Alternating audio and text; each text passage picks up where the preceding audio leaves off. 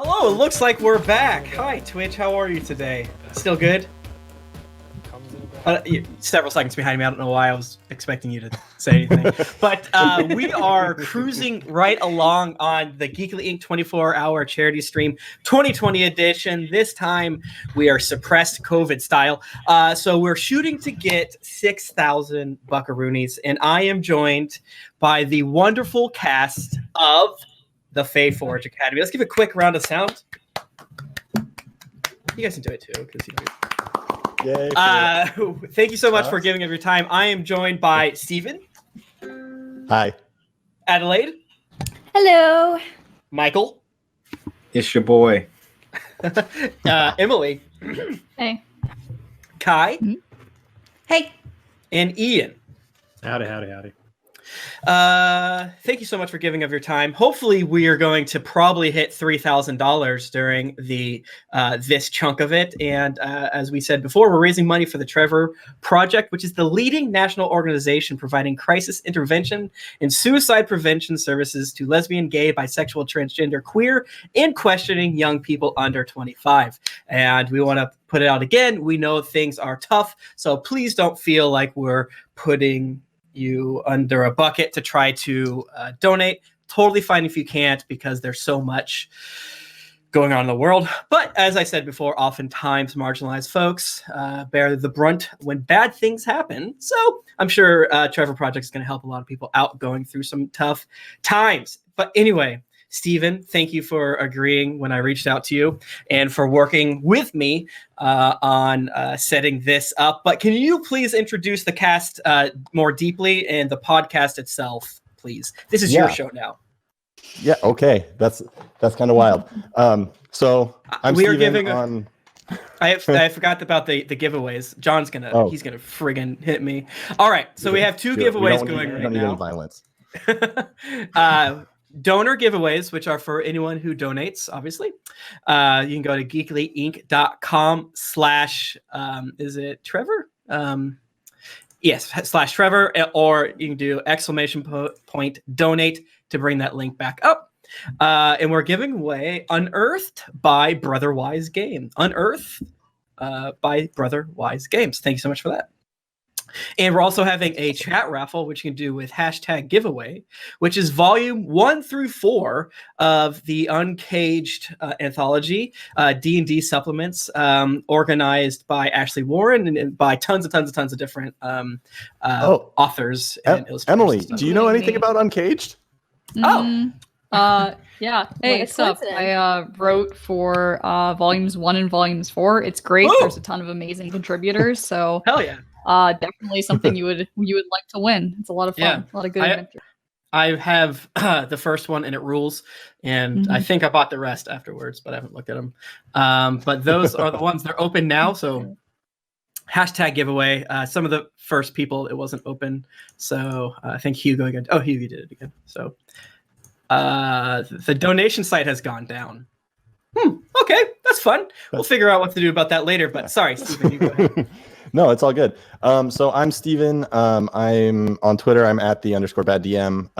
I'm the DM and creator of the Faeforge Academy, which is the show with these wonderful people. We are set in a school of magic and crafting that exists kind of on the borders between the material plane and the Feywilds. So lots of Fey and fairy magic, and who doesn't want to go to a magic school? So why don't you all go introduce yourselves and who you're playing, so that listeners can viewers, we're not just a podcast right now, who you're playing, and also Tim, thank you so much for joining us. It's going to be weird because this is a Geekly stream, but I'm going to have you introduce yourself like a guest. Oh, because you're recording? Yeah. Because we're also recording. So joining us today is Tim Lanning. Hey everybody, it's great to be here. Thanks for having me. Yeah. And then let's start with Kai and go through your name, who you are and who you're playing. Hey, I'm Kai. I'm Stonefly_Kai, and then I am playing Ashrin Emberwhisper, a Eldarin wildlife druid. Michael. Yeah. Hi, my name is Michael Sinclair II, also known as Michael Crits everywhere else. I'm playing Besky Nevering, who is a human Nerenian celestial warlock from Nerine, the island kingdom of Nerine. So, Ian. Hey everyone, my name is Ian Gould. That's Game of Science at Twitter, and I am playing Koz Forgeheart today, a dwarven bard of epic ballads. And Emily. Hey, I'm Emily Harmon, Emily JEA Harmon everywhere. I'm playing Sepia Golden Morrow, who is a toad warlock or a toadlock. And Adelaide.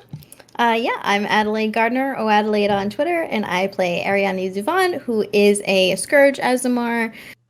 She fell through a planar door from her home plane of Aludra and has landed on this world. She is also a wizard, a homebrew class school of the astronomer, which is super fun. Yeah. Okay, and Tim, I'm going to let you introduce your character once we're in the game. Okay, and bring it in that way. And I'm going to give you all kind of a quick summary of what has happened, because we are jumping into the middle of a story. So our students have been at the Faeforge Academy for only about five or 6 days. And in that time, they've experienced weird monster attacks, strange interactions with professors that seem to be following them, mysterious fade creatures stealing stuff and framing them for things. And they seem to be caught up in something much bigger than just being students at this school, unlocking magic. Most recently, they went and followed a strange shadowy fae figure that was hiding in their common room, and followed it to a Professor Vespin Willowsong's office. As they kind of confronted her, she cast the spell Fear, and revealed herself to be someone who is very much so not a friend. They escaped from the academy grounds and got some help from some friends in the forest, and ended up in the Feywilds at Imelda's hut. Imelda is a witch or hag-like figure that they just met. So with that, I'm going to get my narrator voice on, and we'll get going. Welcome, travelers, to the world of Avastria, an old world filled with mystery and knowledge, where once a war between mortals and the divine sundered magic from this world. In the time of lore, eons ago, there was a great and terrible arcanist, Malvarus the Worldbreaker, whose connection was so strong to the magic of the world that he shaped the world to his will. He created undeath, shaped mountain ranges with his words, and unbalanced the natural order of the world. It took a union of the gods, both celestial and fae, to stop him, but the world and magic was all but destroyed. But over time, it seems there were seeds of magic planted. One in particular grew in the northern continent of Relhand, where the veil between the Feywilds and material plane were the thinnest. The seed of magic grew in the ruins of a castle, left abandoned after the Great War.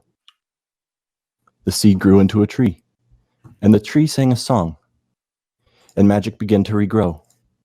Ilvalhallen, the singing tree, is the center point of what has become the Faeforge Academy, a school dedicated to unlocking the secrets of the time of lore, to regain a connection to magic that once was lost. Join us as we follow our 5 students who have a special connection to the tree, who can hear the song in the deepest recesses of their souls, and who seem destined to reshape the world. And my regular cast, I'm going to ask you to take your headphones off for a minute. And I'll just give you one of these when it's time to come back. It'll just be a minute. All right. Oh, gosh. Secrets. All right, it's just me and you. What's up? All right. So, Turnip, correct? Turnip. Yes, my name's Turnip. Turnip. Okay. So, Turnip, you sit at the edge of the water, watching Imelda, her old, frail body, her long gray hair, her bright blue eyes, hunched over, her eyes pulsing with magic, as her hand swirls and the water flows, floating through the air. She peers into it, though to you there's nothing to see, it's just floating water. Her hand drops, as does the water, and she pulls out a small trinket a rock with 3 stars with leather wrapped around it. She hands it to you. She says, when it's time for them to go, take them to the Grove of Stars, to the ruins of Valhaldrien. If they truly are chosen by Ilvalhallen, they will need this and they will be okay. But if they aren't, go ahead. That's not the fastest way out, is it? Oh, no, it is not the fastest way. But fast and right aren't always the same. You say that, I guess. Okay, sure. Yeah. Because if they are chosen, it will be right. If they aren't, well, leave them there.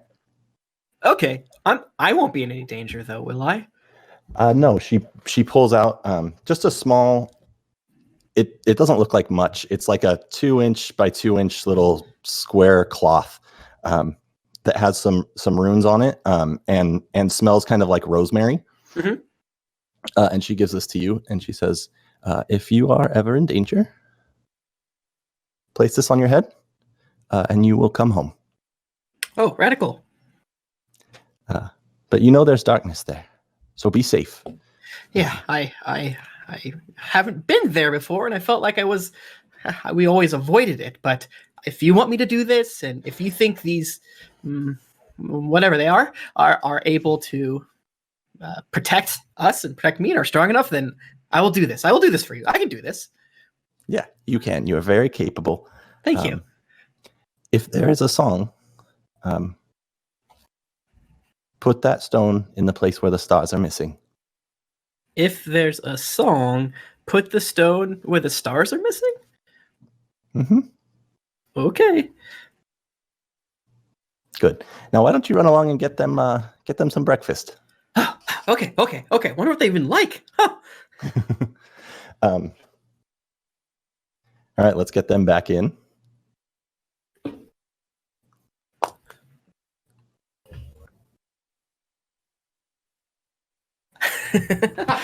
Saying okay. This is now a silent stream and podcast. Yeah, everyone at home. I'm already deaf. Okay. This joke is really going to land well on the audio form of this. They'll hear it like us flapping our wings. Yeah. Are we doing a podcast now, Steven? We are doing a podcast. Did you know that? Yay! You're on it. My dream come true. So, you 5 are awoken by the sounds of cooking and rummaging around in Imelda's small hut in the middle of the Feywilds. As you wake up, Tim, why don't you describe who they see cooking? Okay. There is what looks to be like a 16-year-old boy dressed in garish clothes. I'm thinking, I don't want to be too outlandish, but 3 puka shell necklaces around his neck. He looks vaguely human or humanoid, I guess, but he has like kind of different ears. If you know half elves, it doesn't look like that. It just sort of looks like maybe a Salvador Dali interpretation of ears, as they're kind of just sort of melting down their way a little bit. Yeah, a little bit drippy. Yeah. He has pretty garish clothes on, and like kind of like bright checkered pants and bright green sort of like vest with like a cape that doesn't go all the way down, and he probably has a long ponytail that goes like to the middle of his back, but it does that cool thing where one of the ponytail braids is a different color. Yeah, that's more or less what he looks like, and he kind of has like bits and baubles of like, he has like this like weird bag on his back and like various dried herbs and things like that on his person. So you see him, and you also see Imelda, the Fey woman who has kind of been guiding you a little bit. She is sitting at a fire. She's holding just what looks like a cup of tea, and she's peering very intently into kind of some smoke that's rising up. Her eyes, which you had seen her do once before, her eyes have gone from just like the icy blue irises to her whole eyes are blue. And as you wake, this is the sight you're greeted with. Oh, Besky, you didn't have to get up that early. It Does smell good though. wasn't me. I didn't cook this morning. At least not yet. What? This rather also very flamboyantly dressed, but not quite as garish as our newfound companion, dwarf, the long black beard, gets up and kind of walks over to you and says, "What are you cooking there? What is that?" Oh, hi.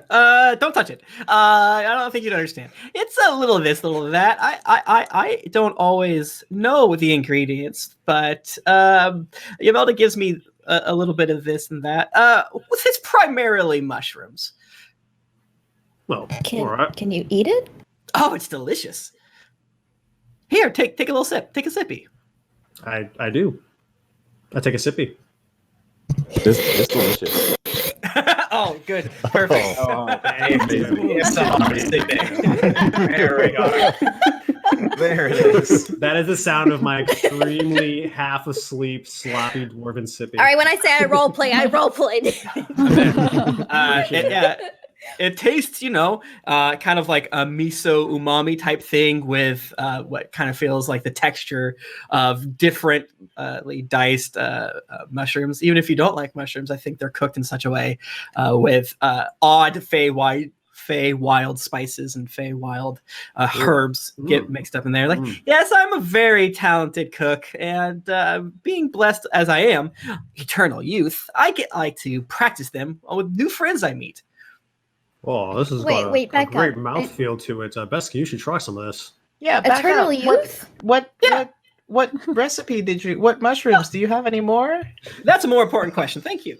And he kind of opens up his cupboard as you're trying to ask him how he has eternal youth, but he's like, oh, it's this mushroom, this mushroom. This one only grows under the foot of a dead troll. Can I take some and maybe grow some back? This flavor is really great. I've never had anything like it. I slowly spit out a little bit underneath after the foot reference. Just a little spill back into the cup. It's delicious. Oh, sure, I'll gladly give you, but I'd much rather trade. Oh, let me see. Oh, I have spices from Nairene from my favorite chef, Raj. Do you want any? Oh, I would love that. Here, take as much as you'd like. Oh, thanks. And I'll trade half of what I have of Raj's spices to whatever he has. Just kind of doing the common cooking courtesy between chefs. Yeah. I love it. don't want to. I know. I'm sure you have a huge lore bible of all the mushrooms, spices, and things like that. But there will be. This is it's like a spicy mushroom, and like a weirdly sweet mushroom. That I don't know how this happens, but we love mushrooms here. Thanks, I appreciate it. It's a catch your name there. This is really good. It's Turnip. My name's Turnip. Well, Turnip, thanks for making us breakfast. As the dwarf proceeds to take a bowl full and kind of plunk himself down on the fire, or near the fire by Esmelda. And I'm going to ask particularly our two quieter friends right now, Sepia and Ashrin. Why don't you kind of take turns describing what you're doing as you wake up and kind of watch all this unfold, this high energy waking up. Yeah. Sepia is even having slept here all night is still somewhat damp with kind of silt and pond water that's just clinging into all the crevices of her skin.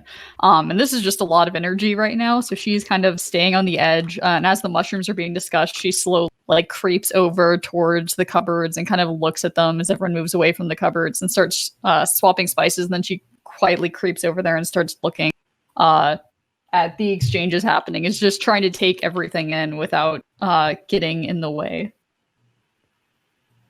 Awesome. And Ashrin? Ashrin is more interested in seeing the Feywild than the actual food that's happening. She's gonna go outside and kind of let herself feel the surrounding of what's around her. She's Eldarin, but she's never been in the Feywild. So she has this calling that's coming to her, and she reaches down and she probably touches some of the grass and feels a warmth go through her body. And as that happens, kind of like this like glittering effect kind of happens on her skin, kind of like if butterflies were flapping their wings on her skin. And her skin kind of turns from the ashen color to a little bit more lively, and her like black freckles turn tan, and her hair starts to turn like a golden red color. And she's, for the first time in her life, she's doing that Eldarin transformation that she's never done at night to kind of signify a different feeling or a different season. Nice. As that happens, the rest of you, as you're kind of watching Turnip make his dinner and conversing, Imelda stands up and follows you out. And kind of as you reach down, she says, You feel home, don't you? Yeah, it's a feeling I don't think I've ever felt before. It's good. It's not safe here or anything, but it's good. There's power here that flows in your veins.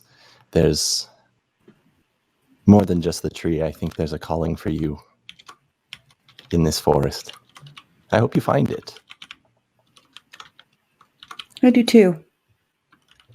And she lets you just enjoy the serene, kind of peaceful scene, which it still looks like a perpetual sunset, even though you're up in the morning. The sky is blue, and like there's blue, like deep blue in the middle, and then like where the clouds are, where the sun seems to be setting, is pink and teal.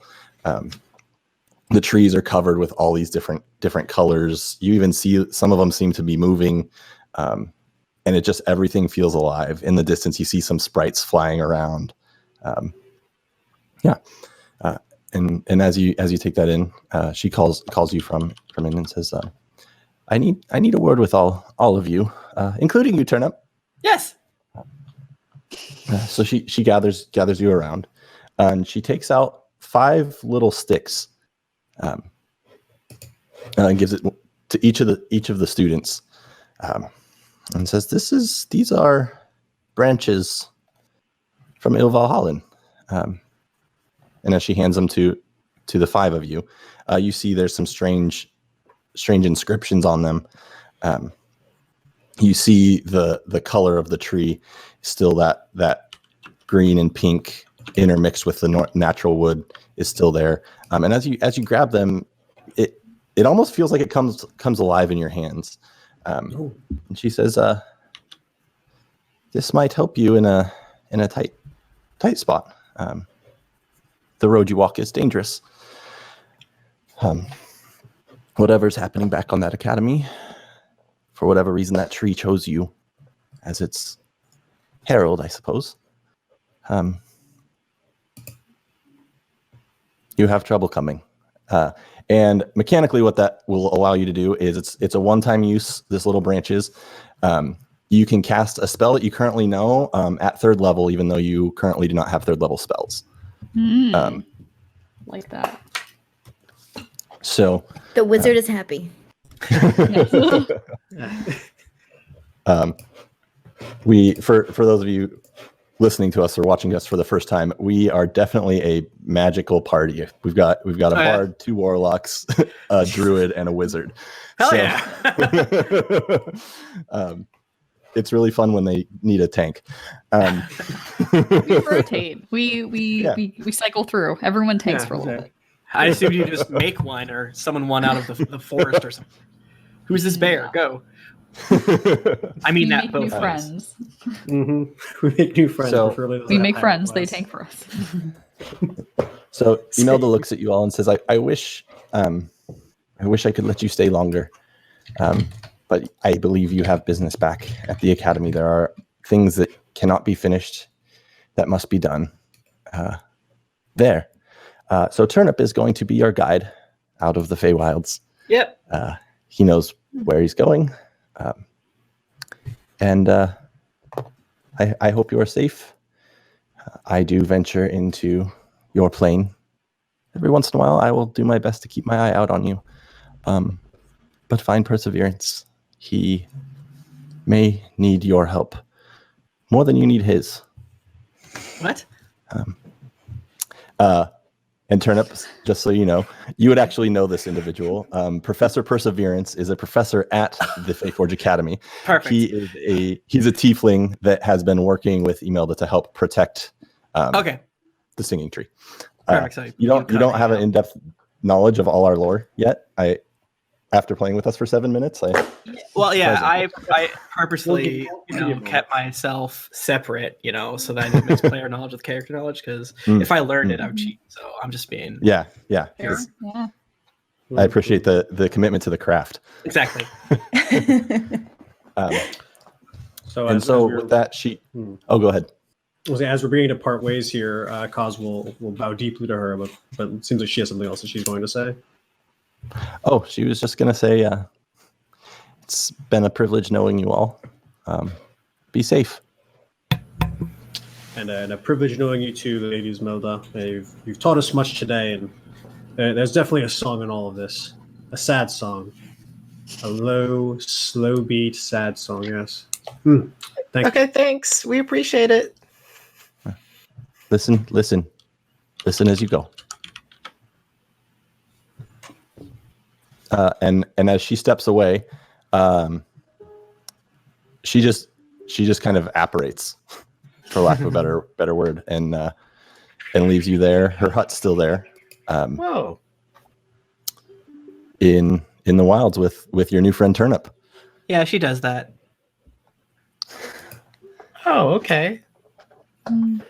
So Turnip, you're a cook, a guide, mushroom connoisseur. Mm-hmm. Well, any other talents? I'm good at a lot of stuff. Let's see, I can and he jumps in a bush and just kind of crouches down, and you can probably still see him, but he's like, I'm very stealthy. That's pretty good. I'm just gonna lean over the bush and look down. Look, that's kind of scary. If we're following you and you're that stealthy, we'll never be seen. Right, exactly. Well, don't lose me. I try to stand out when I can. All right, so I'm assuming you all start kind of heading in a direction following Turnip. Following Turnip, yeah. Turnip just trusting him. Surely through the woods. Yeah. It's We arrive back at the castle. All right, that was fun, guys. Thanks for being here. The princess is in another castle. Thanks for listening to the Faeforge Academy. We have raised $2,822, and I just got to say thank you so much, everyone out there, for giving. It means a whole lot. No, he leads you if you're walking down a path. I mean, there's probably not a ton of paths sometimes, but he'll just take a hard right through one, and it sort of seems like he's just getting distracted, but you're more or less are being led in a way that it doesn't feel like he's lost, and not in a make an insight way, but oh yeah, let's go this way. This is the way to go. And probably picking up stuff. And sorry, Michael, what was your character's name again? Besky. I'd probably show Besky. Besky with an E. Some cool Feywild based cooking stuff. Sweet. Hey, thanks, Turnip. This is really cool. I need to venture out here more. Yeah, this frog here. It's psychedelic. Wait. Maybe not the frog. Maybe not that one. What? I was special. What about the frog? No, that's not just a frog. That's gum. Come here, gum. I give gum back to Sepia. We don't want to be licking gum. I don't think so. Right, Sepia? We don't want to lick gum. We don't eat. Well, I don't think we eat frogs. No, so. okay. No, we don't. It's a consensual. Sometimes if he might let you lick him, I haven't asked, but it seems like. It's kind of a big ask. I would probably say no if one of you asked me that. I think frogs are friends, not food. Okay. Not today, little guy. I'll see you tomorrow. And so as you walk, I would like you all to make a perception check. Gonna roll with my dice. Ooh, nat 20. Ooh, 20. Take the nat 20. Hold on to it because I got a 7. I'm 11. We just average them. Okay. So as you're going and walking along, holy wow, really just knocking my books off. As you're walking, it was Besky and Ashrin got nat 20s. Damn. Nice. Nice. You see this pool of water.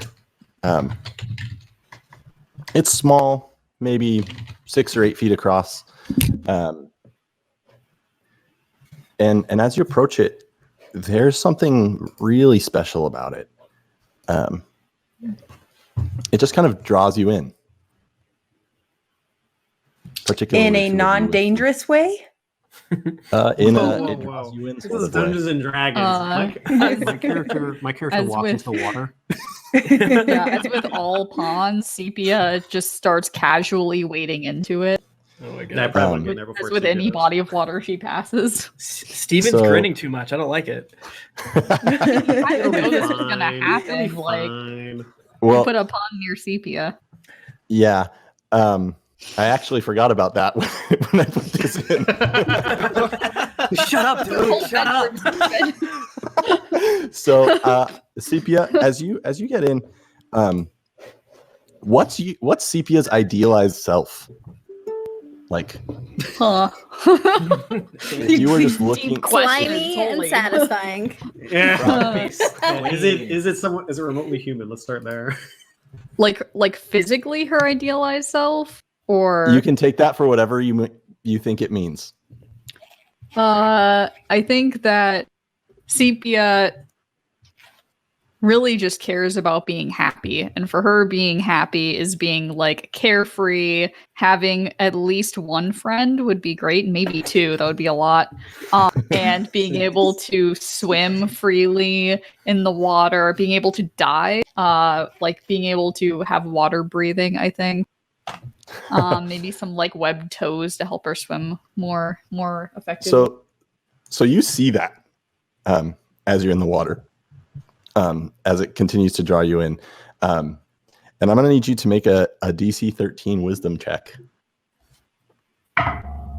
Wisdom check. Save. Save. That helps. 18. So as you're in there, you see this pond rippling, and hands start to reach up and try to grab you. What kind of hands? In like a friendly way, or like Overly Lovingly friendly. grasping at you from In a the consensual way? Like that Yeah, bad guy like- glove kind of way. Try my perfume. do they have like talons? I don't. In like you feel these watery hands, like it's actually the water taking Okay. form, wrapping around, squeezing on your arms and legs and trying to pull you under. Steven, Though- do I know anything about this spooky thing? / can I flex my guest powers and help? Because you can't say no to a guest. That's everyone knows Exactly. that. Yeah. You in the TOS. you can't tell. So when you first walk up, it looks like a pond. There's ponds all over. It's kind of there's lakes and ponds. As you see these hands, you know that this is a pond of reflection. It's this weird living fey body of water that attempts to draw people in and then drown them and eat them. So I have I'm playing a custom class by Sam Grierson called Cook, and I have something called Smelling Salt. So I probably as I'm distractedly describing some sort of cool tree or something, I just kind of stop and look over and then sprint over to the pond and then go into the satchel I have and pull out this clump of stuff. It looks like maybe a mix of seaweed and chewed up pizza dough, and I push it underneath the water. And even though it's underwater, I kind of shake it in front of your nose, and it's still pungent enough that it can end a condition of charmed or frightened. And this feels like charmed to me, and I'm a guest, so Sure. Yeah. So while it wasn't able to fully get you underwater as you passed your wisdom save and you resisted it, at least initially, as you take a bite of this clump of food. It's just a sniffy thing. It's just a it's a sniffy thing. Just as it you up get a whiff, you're probably the only one who really likes this smell. Yeah, it smells great. And you two are able to kind of push off these weird watery hands that pull you back and pull back. Though I will need Turnip as you get close to this pond, and I'm going to need Cause also to make a wisdom save.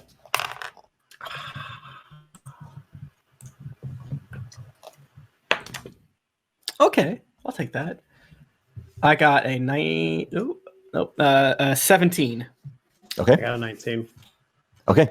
Yeah. So you both, as you kind of approached Cause right behind Sepia, and take my boots off, put my feet in the water, and turn up, recognizing what's actually happening. You're able to be like, nope, I don't want any part of you, pond. And Cause, you watch all this, and it kind of breaks your concentration as you both begin to see these images of your idealized selves. Like it reflected in the water. Yeah. Huh. That's spooky. That's cool. And you're able to kind of.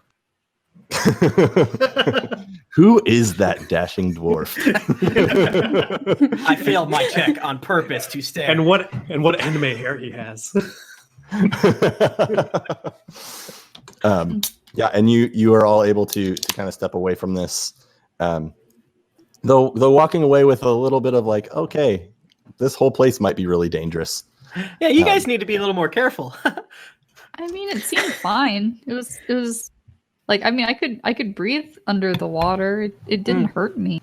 I think the person in the water is. I'll catch up. You guys go on with that, man.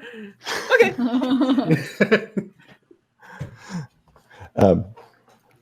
All right. So as you continue and leave Cause behind in the forest, Ian, I'm going to need you to roll a new character. I got a 4. Is that a good character? Barbarian. As you walk, Turnip, this is not a surprise to you. The rest of you, what you really notice is you watch the colors starting to fade from the Feywilds. But not transitioning into like normal natural material plains trees, like almost going grayscale. Everything's dulling in color. The sunset's even starting to leave into just darkness. And Turnip, you would know that you are getting very near to the Grove of Stars. Okay.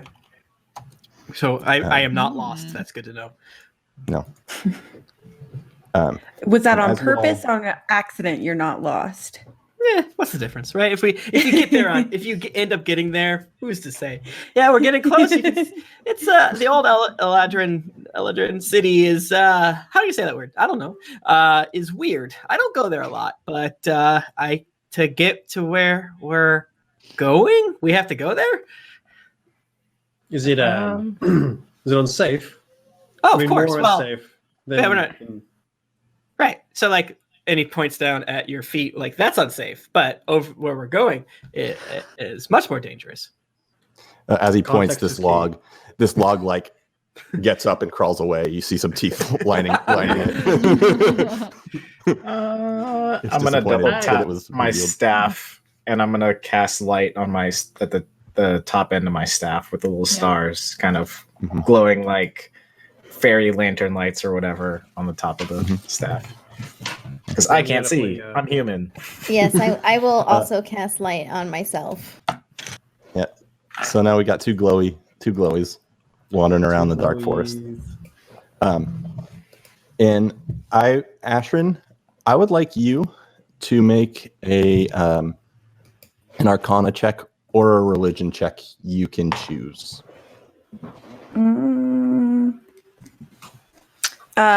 14. 14. As you walk, even though there's this like kind of darkness, there's a familiarity to it that is kind of calling you in further and deeper. Is it something like I want to follow, or is it just something that I'm recognizing like within myself? Probably a little bit of both. And it's like coming from the same direction, like it's pulling us in the direction we're going. Mm-hmm. Okay. So I'm just going to go up with Turnip then, just because I want my eyes on what's coming up and kind of lead the group in a little bit of excitement and a little bit of like apprehension of why I feel this way. Mm-hmm. And then I'm going to need a perception check from Turnip. Okay. Quick. Or a nature check. Oh. I don't know why I rerolled. I got a 22. Nature. Okay. Guess rolls. Nice. Yeah. I just rerolled until I got a 19 because I didn't want to crit. This self-inspiration. So as you go, as you're walking, and Ashrin walks up next to you, and you see this darkness, it's uncomfortable even for you who live in the Feywilds. Yeah. You hear the swirling that you recognize, like kind of wind, rustling of leaves, approaching you. And you know that there are creatures that are not friendly that can basically become wind. And you suspect that it may be moving towards you. Gotcha. Oh boy. As I turn to all of you to kind of give you a heads up, but with your casting of light and us getting into darker area, I kind of look glittery in a fun way, and my hair sort of is glowing a little bit more, reflecting maybe cat's eyes, like just kind of like a fun little. Well, that's weird, but he's kind of infused with weird, chaotic, fey presence, I guess you'd say. It's like there's baddies approaching, so make sure you're ready. I unsheath my ukulele. Dead serious in my I eyes. keep waiting for the day that you bash somebody in the head with it, and I'm It'll waiting. It'll happen. You can just like sense that there's baddies coming. Oh no, I hear them. Well, I guess it is sensing. I'm sorry, I was rude. Yes, I could do something. Oh, okay. How do you know it's not good? Oh, well, that's a good question. Well, I mean, usually when you go to this area, the sound, I guess the sound, really? I've seen these creatures before or encountered them, but I usually try not to. So I guess I could be wrong. It could be something different, but I would rather be safer. I will cast mage armor on myself. Okay. I'm gonna A little cast. intimidated by the wilderness. Okay. I'm gonna do pass without a trace on the group.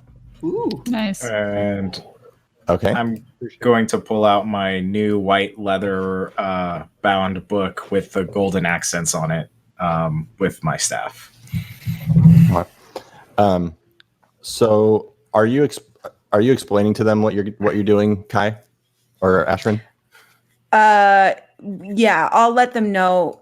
I don't know, something when we got here, I felt like I had a little new magic, and just to let you guys know, we can be a little more sneaky. That means you get a +10 to your stealth checks if you want to hide. Hell yeah. Which I am going to have us do a group check, if you want to. Yes. I am going to need our glowy celestials to roll with disadvantage, though you still get the +10. Okay. Steven, I forgot to say, if I would have figured that Curry got to the Faeforge Academy to talk to my family, I would have resummoned him in the morning. Is that something that I can do or redact or no? Okay. Yeah, that's fine. +10? +10. 17. Oh, it was almost 2 20s. Okay. It was cocked. Okay. That is going to be 12 plus. 22. 14. Yeah. It's just 25. Oh, I had 27, sorry. Okay. So as a group, Group, you're good. Flex. You watch as these two, like, almost what's a very small tornado called? Like wind flurries. Whirlwind? A Oh, it's twister. Dust Devil. There it is. Dust Devil. Dust Yeah. Devil. Perfect. Dust Devil. Kind of come floating towards you. And Oh, good. I'm right. they turn from these whirlwinds into these like 5 foot long blue weasel looking creatures. That's cool. Are they cute? That was my question. Yeah. Are they Like, cute? are they adorable? They're cute if you think like narrowed eyes and fangs and really long claws are cute. Mhm. That's cute. Cute. Yeah. Yeah. Okay. Love it. Then yeah, they're cute. Aw. No. Again, they're about 5 feet tall, so they're bigger than Co's. And Cute. probably Turnip too, huh? They're bigger than me in real life, so that's cool. For a size reference. And you see them kind of stop and they're sniffing around, kind of looking, searching for you. Are you all going to do anything, or are you going to attempt to stay hidden? I'm gonna grab my quarterstaff close to me, just kind of readying it for a quick smack if it gets closer to the bushes that we're hiding in or wherever we are. Turnip. If it looks like it's caught us, I'll go for it. I'm gonna Throw a dissipate. rock over that my way, light. Turnip. I do it. You do it? I do it. I love to throw a rock. I'm never not going to throw a rock. Roll a deception check. Okay, perfect. Not perfect, but Rock was not very deceptive. I'm bad at deception. That's the opposite of that. I got a 12, so Respectable. Is there a roll that you would prefer to make that would make sense? dex, something, some sort of dex. Yeah, you based. can just do a straight dex. Perfect. I do that. Then 15. Okay. Yeah. So as you kind of slowly reach down and pick, do you want to describe how you do this? Yeah. I slowly reach down, grab rock, and I just go, and I kick it. You manage to kick it really well. Yeah. Kick it As it real goes. good. And you watch as both of these like blue weasel things swirl back into like these whirlwind forms and take off away. And it sounds like they continue moving in that direction away from you. And you are currently safe for now. You're from here. Do you know what those are and what they were doing? Yes, they are Wind weasels wind weasels. hunting. They're hunting. They're probably hungry. That makes sense. Hunting? Hunting, yeah. Probably gonna try to eat us up. Can they track us or are we good now? We're good now, right? Yeah, Right? yeah. Okay. Well, You can no, ro- but yeah. Why don't you roll a nature check? Turnip. I'd love to. I'm only rolling 10s, which is fun. We- So 13.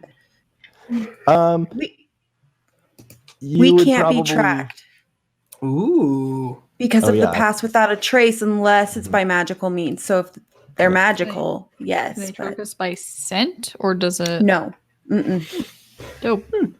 Yeah, you would feel So confident at with my that school, information. I kind of learned a little bit about these two growing up in my Eldrin school. So, no, they can't. They can't track us. All right. Okay. Well, I guess that's good to know. So I slowly step away from Besky that I was like inching towards, like trying to defend, like subtly.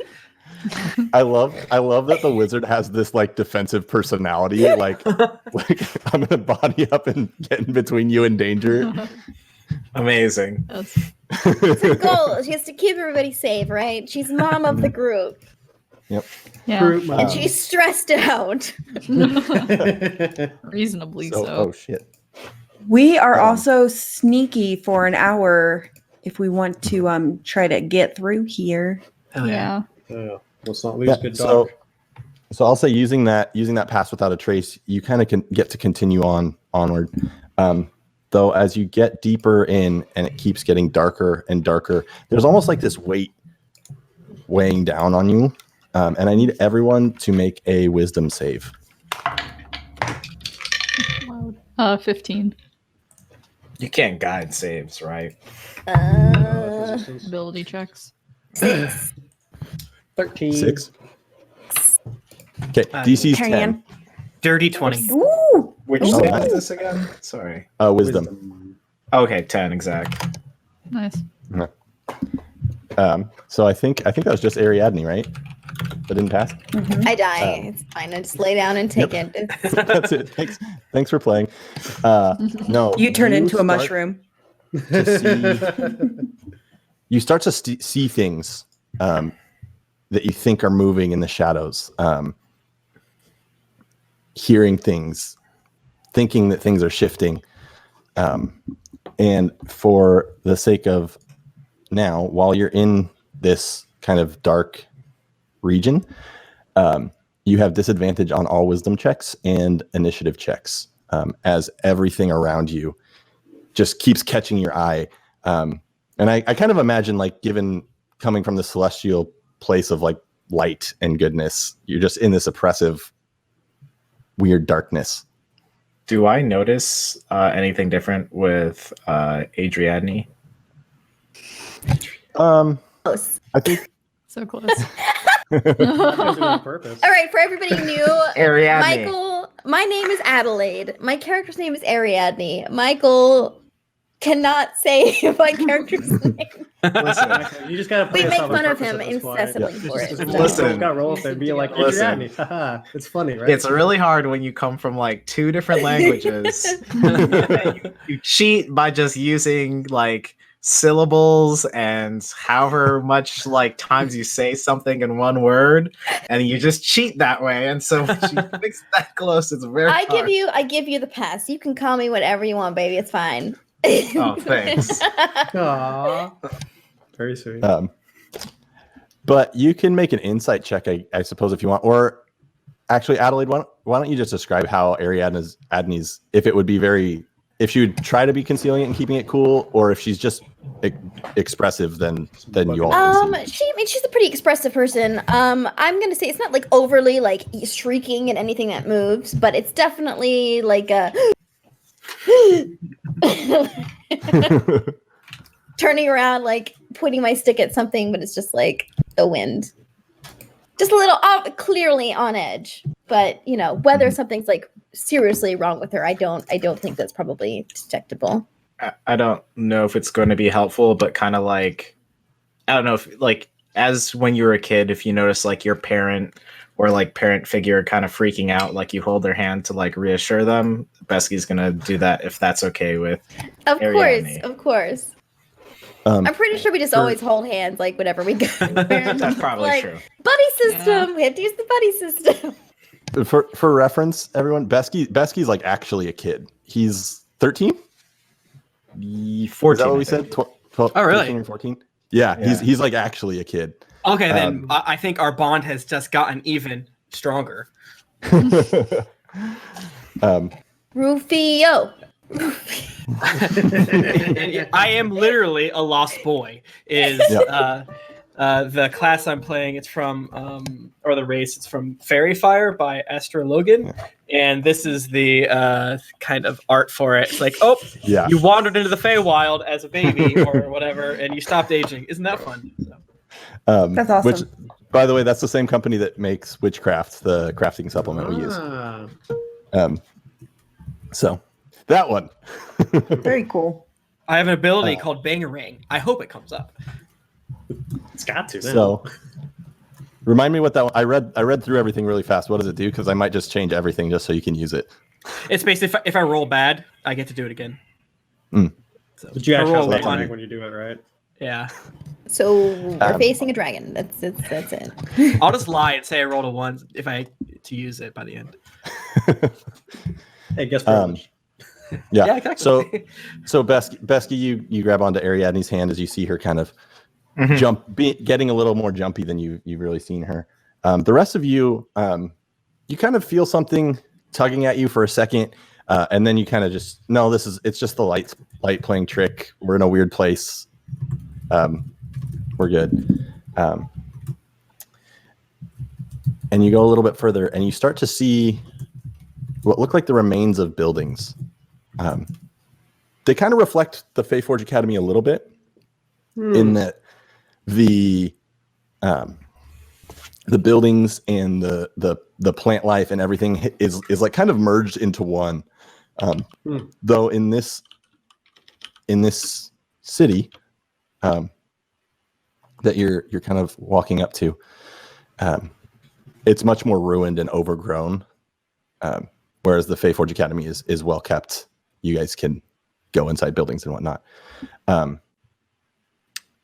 And Turnip, you know that you have arrived at Valhaldrian, at least the ruins of it, in the Starry Grove. Okay. So is it a situation where, like, when we enter, are we trying to find a specific section within, like, a square or like a grove within the city? Your favorite hag was very haggy, and didn't really give you much information. Yeah, we're probably used to some extent. Yeah. Just if you remember, she basically said, let them find what they need to find. Okay. Turnip, where are we? What was it, Valhaldrian? Pronounce it right. You have to pronounce it right. Valhaldrian. Well, I mean, if I'm a little scamp, I'm allowed to mispronounce it, is my opinion. So true. Yeah, Valhaldrian. I don't know. I call it Grove of Stars is what we're looking for. Or I don't know, whatever. Grove of Stars? Turnip, I gotta ask, the oppressive gloom, the ruined castle, this means we're on the right track? Yo, yeah, this is exactly the best way to go. This is trust my you home. You can roll an insight check on that, Cause, and you want to roll? You cannot roll against guest either. That's another rule. Just only kidding. I feel like now I want to roll. Wait, Ashrin, you said this is your home? Yeah, this is where my parents came from. Whoa. Really? Oh, I'm sorry. Is this... And I'm gonna like... Been here before? No, there's a curse here.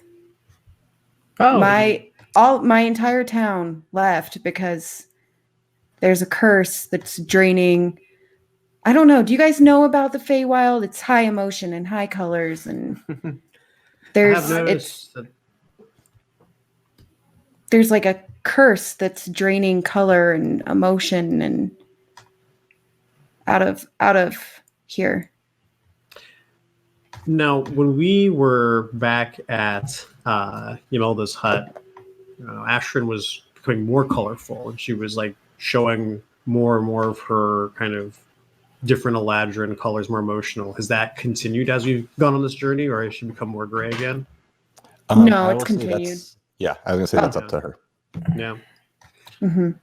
Well, I mean, if this place is cursed and it's leaching out, I mean, Ashton, you look positively radiant. You've never seen so full of life before. It's almost like you're coming into your own. Do you want to sing about it? No, not again. I don't want to sing about it. I'd like to hear a song. I think that would be fair. I don't know. I mean, if you're going to sing a I Want song, now's the time. You know, kind of like, this is who I am. I wanna. But yeah, yeah, like, you know, things you want in life. Really want to zig not die.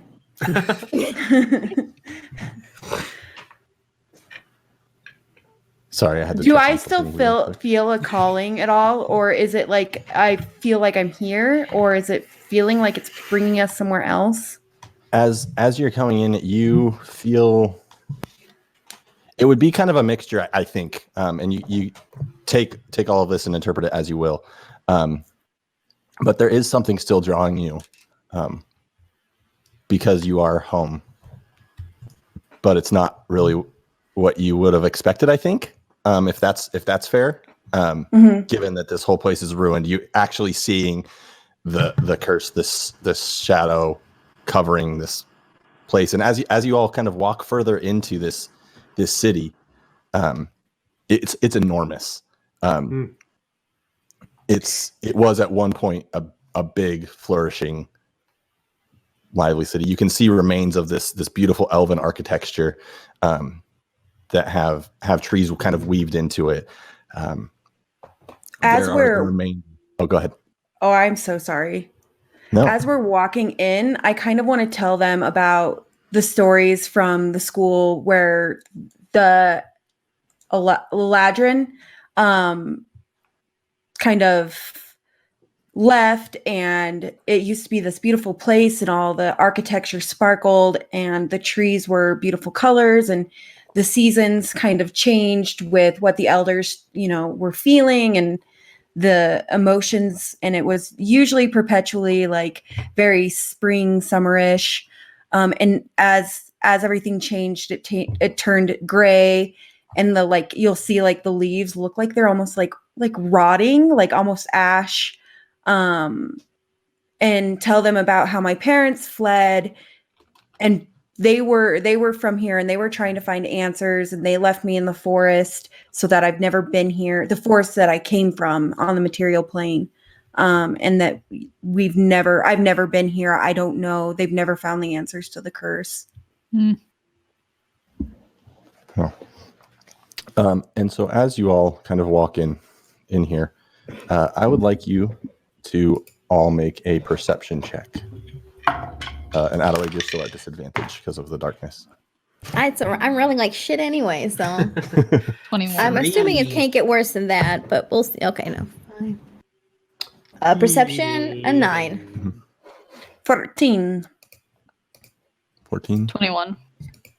Okay. Sepia sees all. Rolling with dice was a mistake. So Roll 20.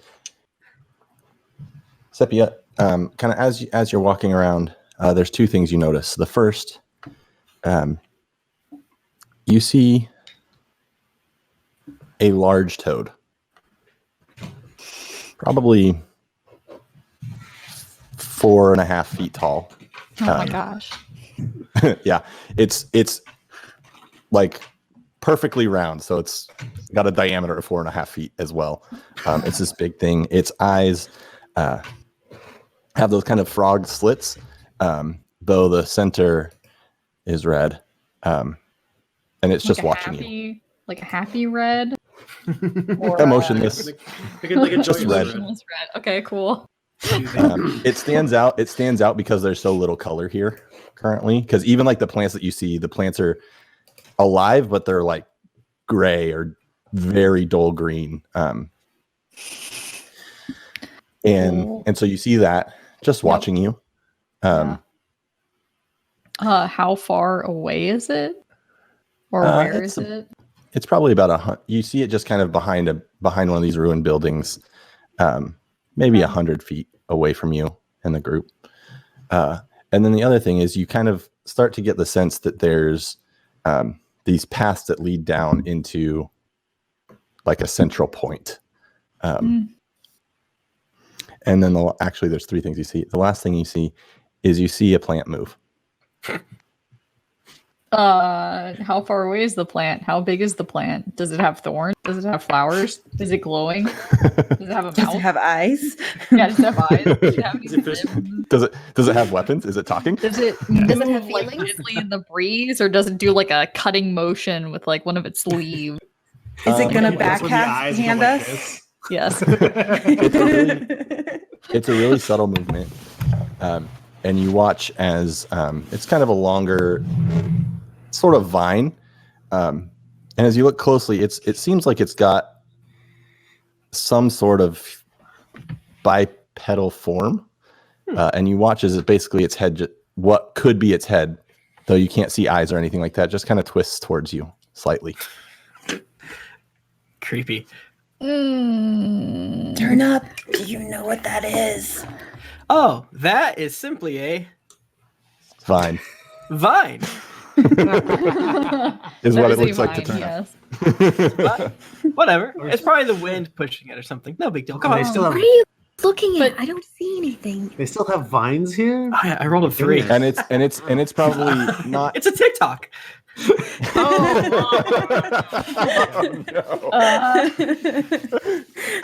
Set up and hit. Thank you so much, Tim.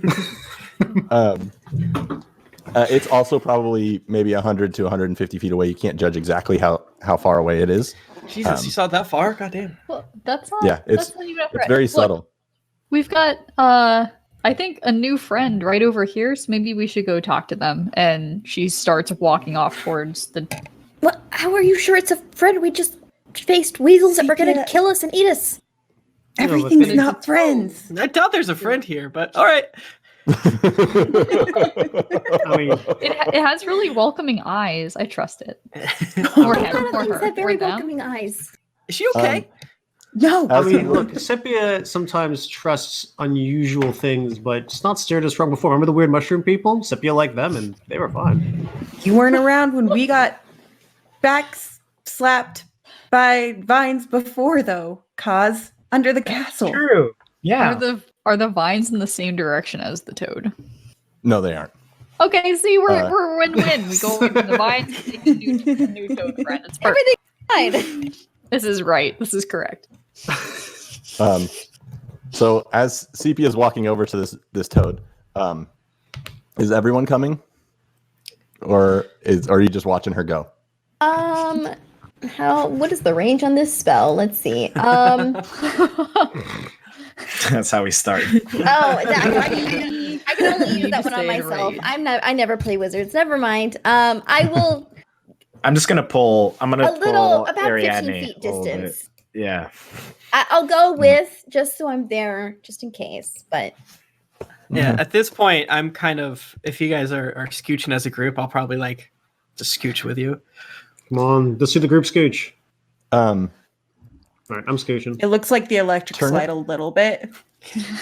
You can roll. You can roll a Baseline. nature or Arcana check. Turnip. Okay, I love nature. Is this nature check? Is this toad friend? I got a 6. This toad is friend. I love. Surely it's not a minion of Gex or Glex. That's Glax? a big ass toad. Okay, bigger. Okay, gotcha. Wasn't sure. That's what you can deduce.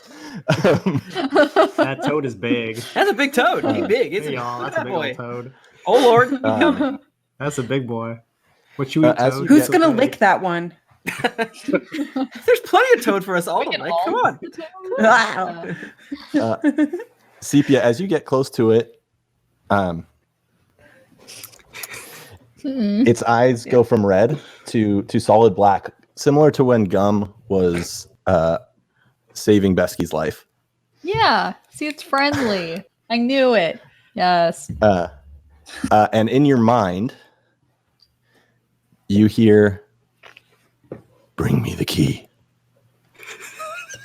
I lost it. I need it. Would you do this for me, my friend?" Yeah, no problem. Do you know where it is? Is it down with the paths or over by that weird plant? Or do you want to come with us? No, Oh, I okay. shouldn't. This is for you to do. Yeah. Sepia, what are you talking to? I'm imagining this is Sepia just going up and just being like, ribbit, ribbit, ribbit. Oh yeah, Sepia does squeak, speak squeaker, toad. squeakum, squeakum. Yeah, I speak to Yeah, squeaker. Hold on a second. Squeaker, squeak, squeaker. Yeah. I mean, that's fine. We can get the what does it look like? Where is it at? Or Find the stars. okay. Okay, yeah, we can do that. Its eyes go back to red, and it just ribbit. looks at you. Its head kind of goes sideways. It does like the frog blink or toad blink, Yeah. and it turns around and just like leaps away, like covering like 15 feet at a time per frog leap. Causing Perfect. small earth tremors. And Perfect. and that conversation, at least the toad side, happened in Sepia's head. Just so we're clear on that. As This I- is as a I see the Naruto toad- stream. What was that? This is a Naruto stream now. Yeah, exactly. No spoilers. But I do know, and it's a running joke, there's a big frog. And in the podcast Naruto Reviewto, we have a frog theory. And just listen to it if you like Naruto. So as this giant frog is hopping away, I'm going to use this as a moment to practice the rudimentary toad that Sepia taught me in like episode 2, and I'm going to rip it out afterward. Goodbye.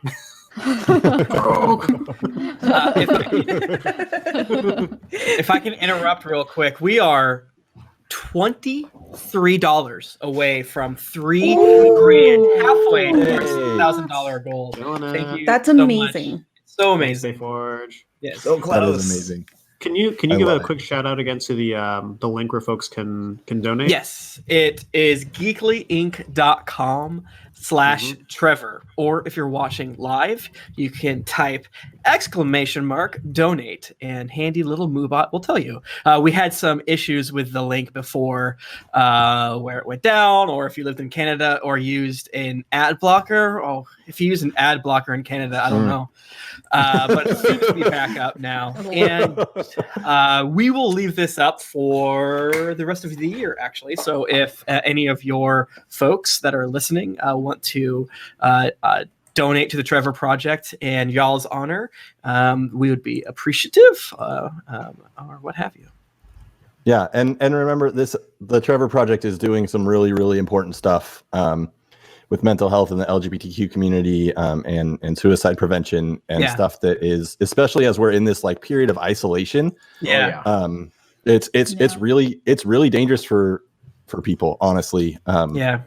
As we're all isolated. So we all know that lots of people are struggling financially right now, so please don't feel obligated to give. But if you do have an extra, even if it's a buck or two or $5, it really does make a difference.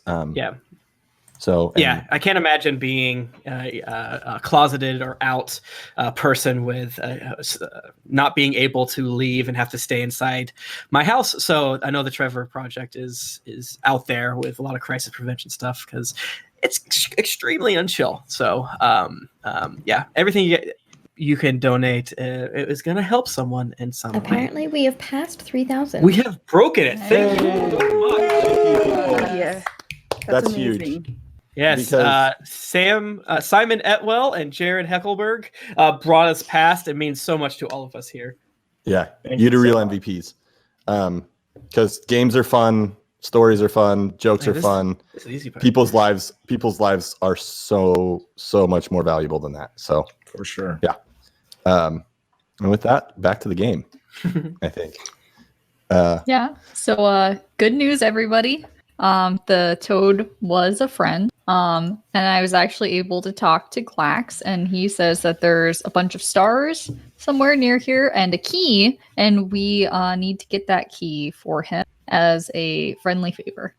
I feel like me and Ariadne just both look at each other. Yep. Heard the magic word. Are we like in a cave somewhere, or like are we still outside? You're in a city. You're outside in it's the ruins of a city. Okay. That's the forest has kind of grown in around. So you're definitely what should be outside. It should be daytime, but it's dark. Are the skies clear? Like, are there stars visible? It's just black in the sky. Ooh, I don't like Is that the good? paths that that's not good. converge. The paths that converge in the center, do they converge to a point we can see? From where you are, no, it's probably another mile away from where you are. Like I said, this is a really big city. Okay.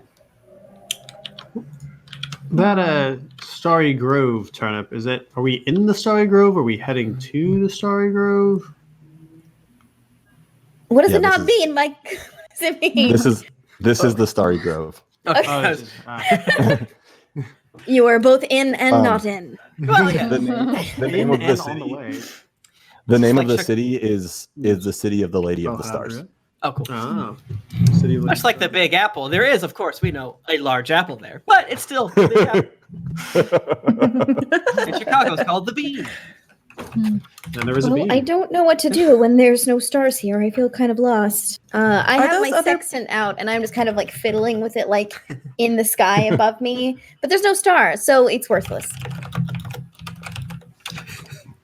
I was considering casting an illusion of stars to make you feel better, but if they just be nonsense stars, that probably just would disturb you more. To make Condescending. real stars, thank you. I can make real stars. That's such a bard move. Hey, I made stars make you feel better. Oh god, these stars make no sense. Oh,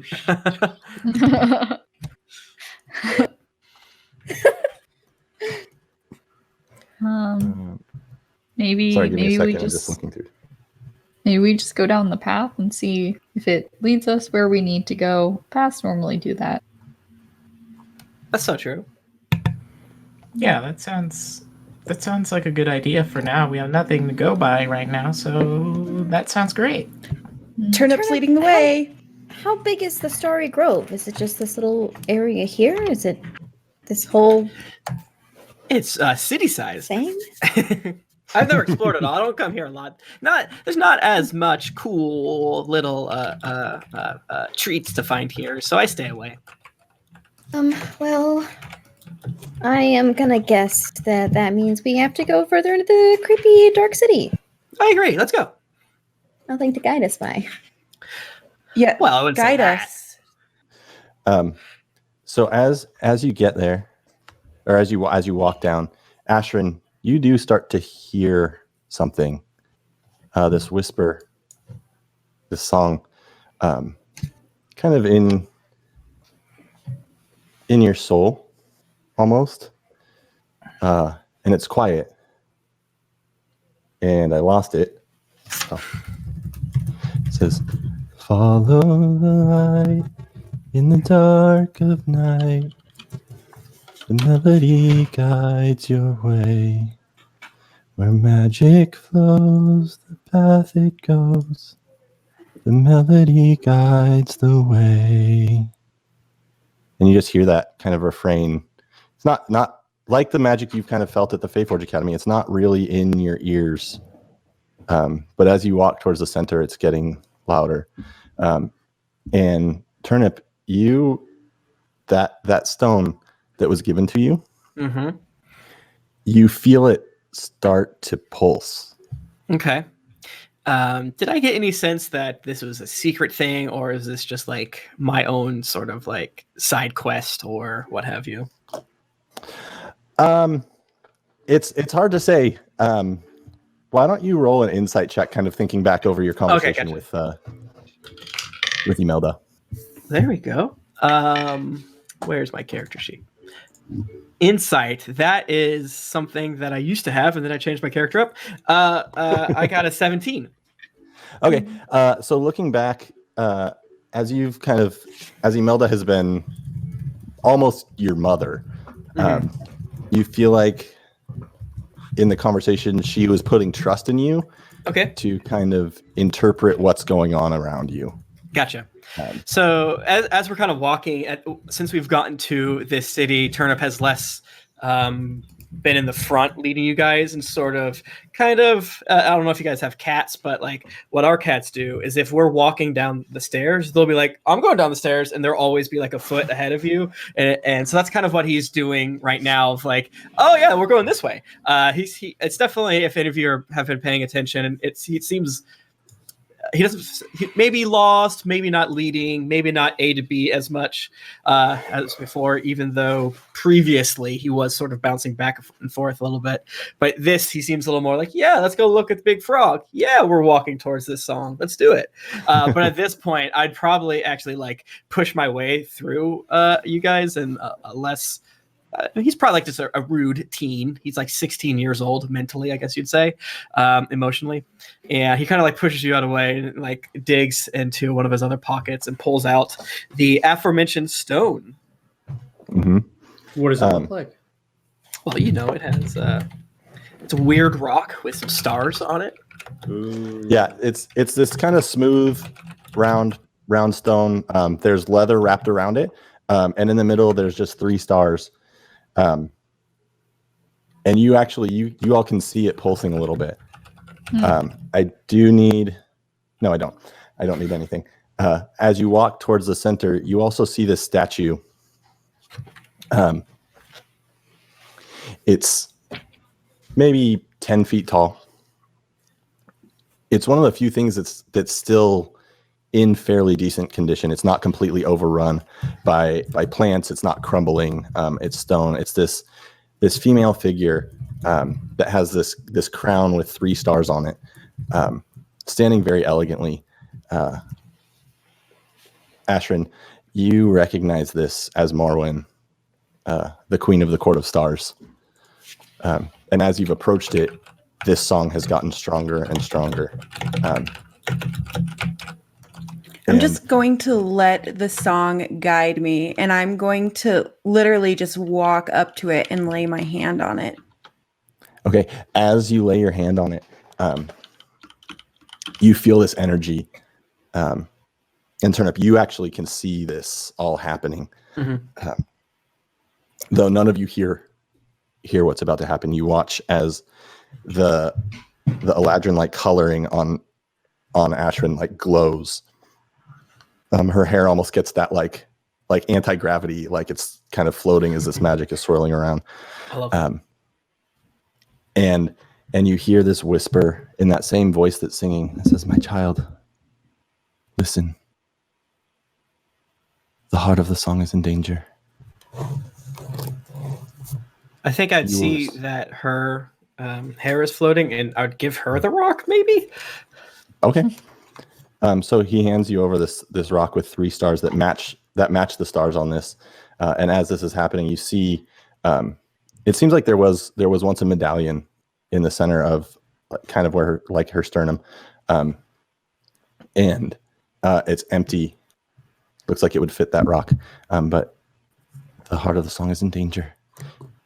You can bring light back to this place, and so many others. And you will finally be home. And then the song continues.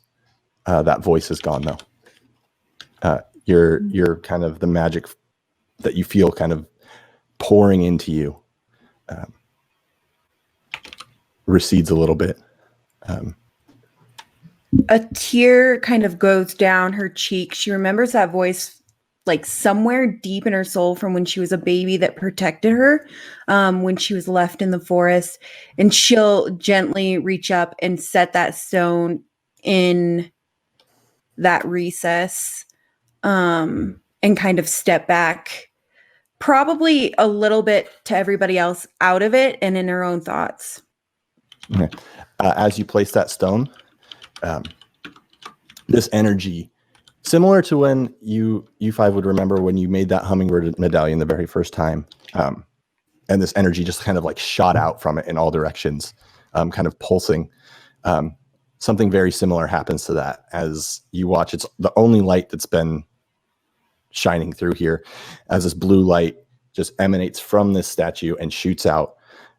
You watch as a few stars appear in the sky, almost like spotlights on the ground, leading a path away. And at the same time as that happens, you hear a screech, a loud shriek.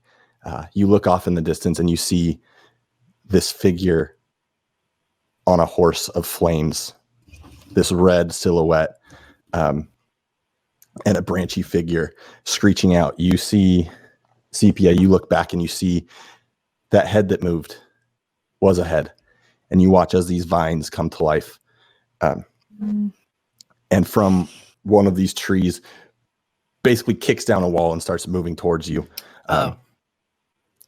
And this is going to be fun for everybody in the stream. Kind of like what you guys do for Greetings Adventures. We record 2 episodes at once. Oh, yeah. So you're going to have to find out what happens next time on the Faeforge Academy. Hey. Except actually, we're going to do it right now. Oh, perfect. Do y'all want to take like a 3-minute break? I would my love to use the bathroom. restroom. Get some water and stuff. Cool. I'll stay here and hang out with people if Awesome. you want. Yeah, I will. By the way, so the horse is on fire, or the man, or both? A little bit of both. Fire. The Little bit of horse both? specifically Okay. is on fire. The flames are kind of going around this other creature on top of Okay. it, though that creature is not innately burning. Okay, sweet. So Dang. All right, we're going to take a little bit of Meet break. again. Chat will still be hanging out here, but do we stop our recording or? no, just keep it going. Yeah, it's Okay. all right. Then I only have to line it up one time. All right, We live life on the edge. I love it. Yeah, we Respect it.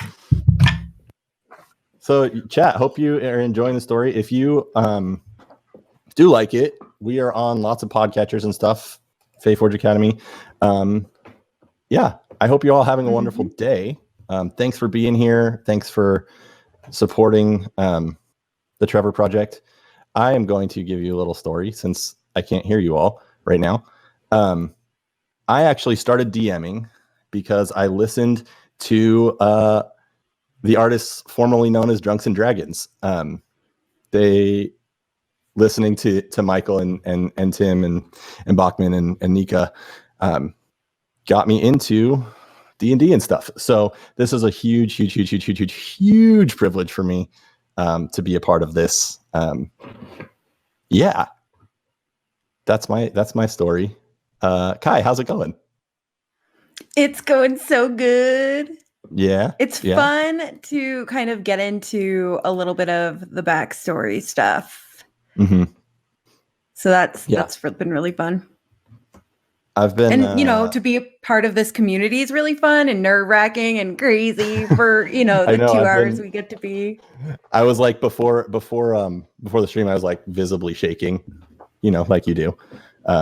Yeah, I've had a few whiskeys, calm the nerves. Oh yeah, you got to do the good flow. things. Yeah, I'm really glad to be a part of this too. This is fun. And just whenever you get the chance to, I'm so sorry I interrupted. No, please. Whenever you get the chance to support something like the Trevor Project and do good through D&D, I think that's something that you as a player who gets the opportunity to stream cannot take lightly. And it feels so good to be able to do something that might help somebody who might not be as privileged, is not as privileged as I am. So. I'm going to say your name wrong, but Borianka asked any advice for an up-and-coming DM writing homebrew. Yeah, my advice is do it. Yeah. Honestly, like there's...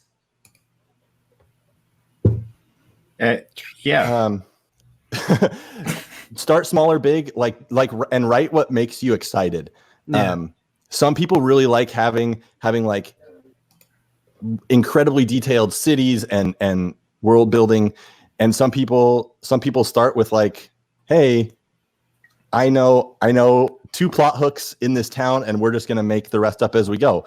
And both of those are equally fun and valid, as long as you as the writer and creator are enjoying it. Because and you have to like, especially with homebrew stuff, you have to write things that are exciting for you, or else you just get you can get burnt really fast. Also, that's probably my biggest piece of advice. And my tip to kind of go along with what Steven said is, whatever style you like doing homebrew, whether it's micro level stuff or macro level stuff or making up as you go, your players are also a resource. It's not just you in a vacuum. Your players also have things that they're interested in. As a homebrew DM, the world that I've been playing in for 2.5 years collectively, a lot of stuff I lean on players. A lot of stuff is my own content, but I mix them up together, and like their backstories come into play, where they're from, their race, like all that stuff. I just use that as some of the material to help me create. It creates a more organic world. The players feel more. They have more in stake. It also feels more real because it's stuff that they've kind of also put into it. So it's also a good tip, I think. It's like the whole like play to your characters. It's like DM smarter, not harder. So you can just be like, oh, this person keeps mentioning that they're from here, or they keep asking this whenever I go to stuff. I'm definitely on the plan less, or like plan more a lot and then never plan again type kind of way, or like plan in chunks sort of. And I'm also sort of, I go back and forth on lore. It entirely depends on like your players, in my opinion. But also like, I think there's two, and that's sort of what you were saying, Steven, is like, the DM is a player too in the game, and if their fun is, going super bullshit of like, here's how my orcs work, even if your players don't care, if you're having fun, then like that is the gift that you get, and the tax of being a good player is to listen when your DM gets excited about orc or whatever. Then you orc, and it's I joke about it in a negative way, but I think it's like it's the good shit. Yeah, and ultimately. I was going to say, ultimately, go. So that's how I knew it was okay for us to go talk to the toad, because I'm like, there's no way that Steve will put a mean toad in here. It's not going to happen. That toad is for Emily. So go talk to the toad. Yes. Yeah. I the other thing I would say is drop the die. What's up? Hey. The Charity Day alum. Hi, JB. Your table is the people around your table are more important than your story. And so checking in with people and being in conversation and asking for feedback from your players, and finding things that everybody gets excited about, including yourself, that is what ultimately makes things click. That's like the groups that you like when you listen to podcasts and you're like, wow, these people are having a really good time. Yeah. Like Greetings Adventures, right? It's not just an award-winning podcast, it's also a family. Your cat is so cute. Oh my god. I bring the cat out for the charity streams. Oh, look at it. Look at your face. That's the moneymaker right there. That's the moneymaker. Yep. You like this cat? Have you considered donating to the Trevor Project? In this cat's name, her name is Munch or the Munch because she chews on things that she loves. I love it. We should add a Patreon goal that's interviews with Munch. Yes. Hello. Oh, kitty. Very long cat. What are you doing to me? That cat is going to town on your cheek, man. I know, look at that. Bro. The Munch is possibly a Maine Coon. She was a rescue when she was 1, so I don't know what her breeding is or anything like that. But she did have a litter of kittens before she was rescued and fixed. So there are, like 5 to 7 tiny Munches out in the world somewhere. The amount of kisses that Munch is giving right now is amazing. That baby. If you pet her, she will just keep licking forever. If I stop, she might stop. Licking stops. Oh my gosh. Nope. Usually stop. I'm just dirty. I don't know. Quarantine. That's what I'm getting out of this. You don't have to shower in quarantine. Yeah, you don't have to shower in quarantine. No, you're not going outside, so where are you going to go? Who cares? Yeah, that's true. The shirt I'm wearing is really wrinkled because I got into you don't have to fold when you're in quarantine. You don't have to. Yes. No, you don't have to do anything. Yeah. If I put on pants that aren't sweatpants, I feel great about myself. Oh, yeah. I'm pretty sure I'm keeping dry shampoo in business right now, so it's fine. Look, you don't need flush if you have a cat. That's not important. What matters is the love, not the pain. All right. Well, should we get back to this? Yeah. Let me reiterate. We have the chat giveaway for the Uncaged Volume 1 through 4. Emily, do you want to give a little elevator pitch for what that is? For who, what, where, now, where? For the Uncaged. Oh yeah, Uncaged. It's great. It is a collection of D&D adventures as well as monster stat blocks and other things that are based on monsters as more than just monstrous. It's got almost, if not more than 100 contributors from the D&D community, especially women, LGBT, minority groups, and it's amazing. I contributed to the 1st and the 4th volume. It got nominated for an Emmy. It's been doing great work. Definitely something that if you don't have in your library, would be awesome to get from this giveaway. Or to get it and give it to a friend. I mean, hey. Yeah. I'm addicted to buying supplements, and that was definitely one of the ones that has always been on my list, and I need to pick up the other ones. But you can win it yourself by typing #giveaway. And you don't even have to donate. It's just we're thankful that you're here. Your patronage via viewing is very important. We're also giving away the donor prize of. Well, I close the chat. It is right here. It's called Unearth. I guess the game is called Unearth by Brotherwise Games. So if it's the one I'm thinking of, it's a really pretty looking game. I haven't played it. I know nothing about it. But Googling it. It's pretty. Okay, it's very, very pretty, actually. Yeah. So Yeah. So Google if you it. like pretty things, Yeah. John will pull that based on people who have donated. You can find the donation stream. We're at 3,420. One off. Well, which is okay, everybody. Thank you so much to the Faeforge. 400? Holy crap. Yeah. For being 10 here to help minutes. us make content, and thank you everyone out there in the various communities for raising money for the Trevor Project. The link is GeeklyInc.com/Trevor, or if you're watching live, which I think everyone I'm talking to will be based on how it works, you can hit !donate and it'll bring up the link if you forget. Thank you so much. yep. So Yeah, y'all want to thank know you. something really sad and really embarrassing about this podcast? Of course.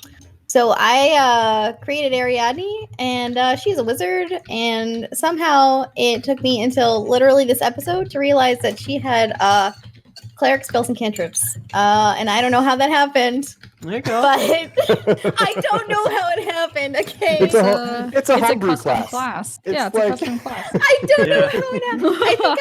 I think I built her originally as a clerc of like knowledge, and then I transferred over to a wizard, and I just didn't change the spells. But I fixed that. I was frantically finding new spells while we were starting off, so that's fun. I play Professional D&D. stream. We live in a society.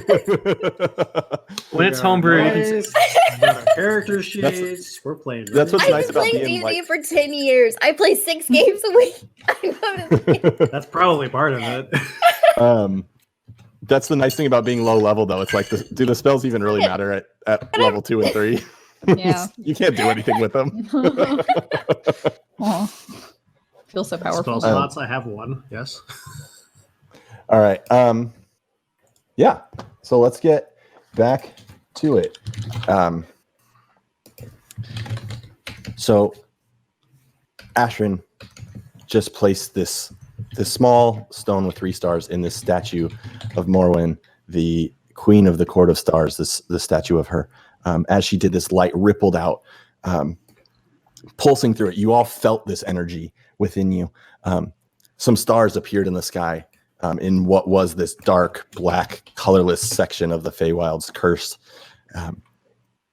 almost illuminating a path.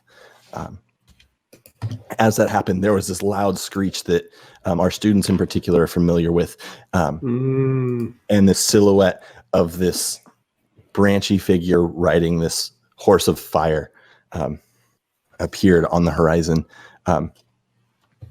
Not super close to you, but close enough to make out the shape and hear the sound. A large tree-like wooden creature knocked down this wall and is moving towards you about 60 feet away from you. These branch vine creatures are starting to come alive around you. And as you all do that, I am going to need you to roll initiative. Oh crap! And I have disadvantage on initiative, correct? Yes, you do. Boo. Yeah. That is a 22. Oh, and I rolled a nat 20. God damn it, of course. Roll it again. You can do 10. it. Sort of a 20. It's sort of a nat 20 Close. divided by A 2. dirty half 20. You're nothing more than a dirty half 20. Mm. All right, 20 and up. I got 20. 21. Wow. Killer.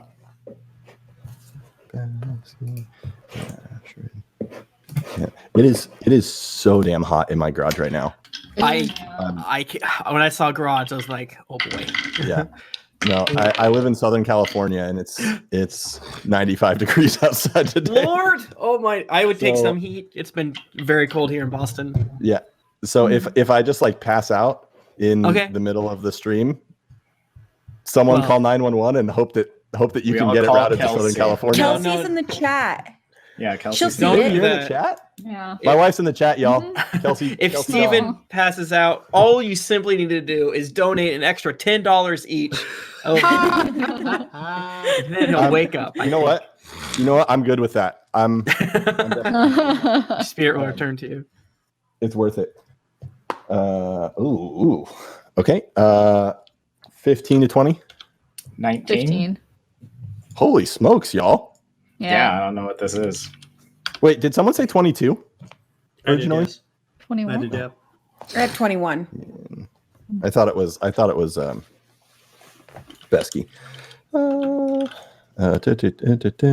19 was Besky, 15 was Sepia. Sepia. Yep.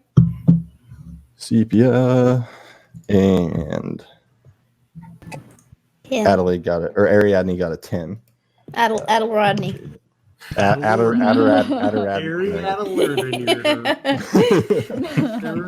cool. We're cool. We have good jokes. We tell them. We have 3 jokes. We're clever. We tell them over and over again. But they're 3 good It's like jokes. a D&D podcast made by your dad. They're good jokes. They're good jokes. Man, dad.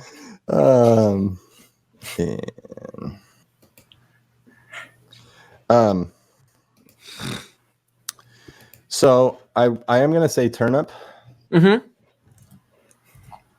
You recognize that figure on the flaming horse as Calvala, which Ooh. I threw in your notes.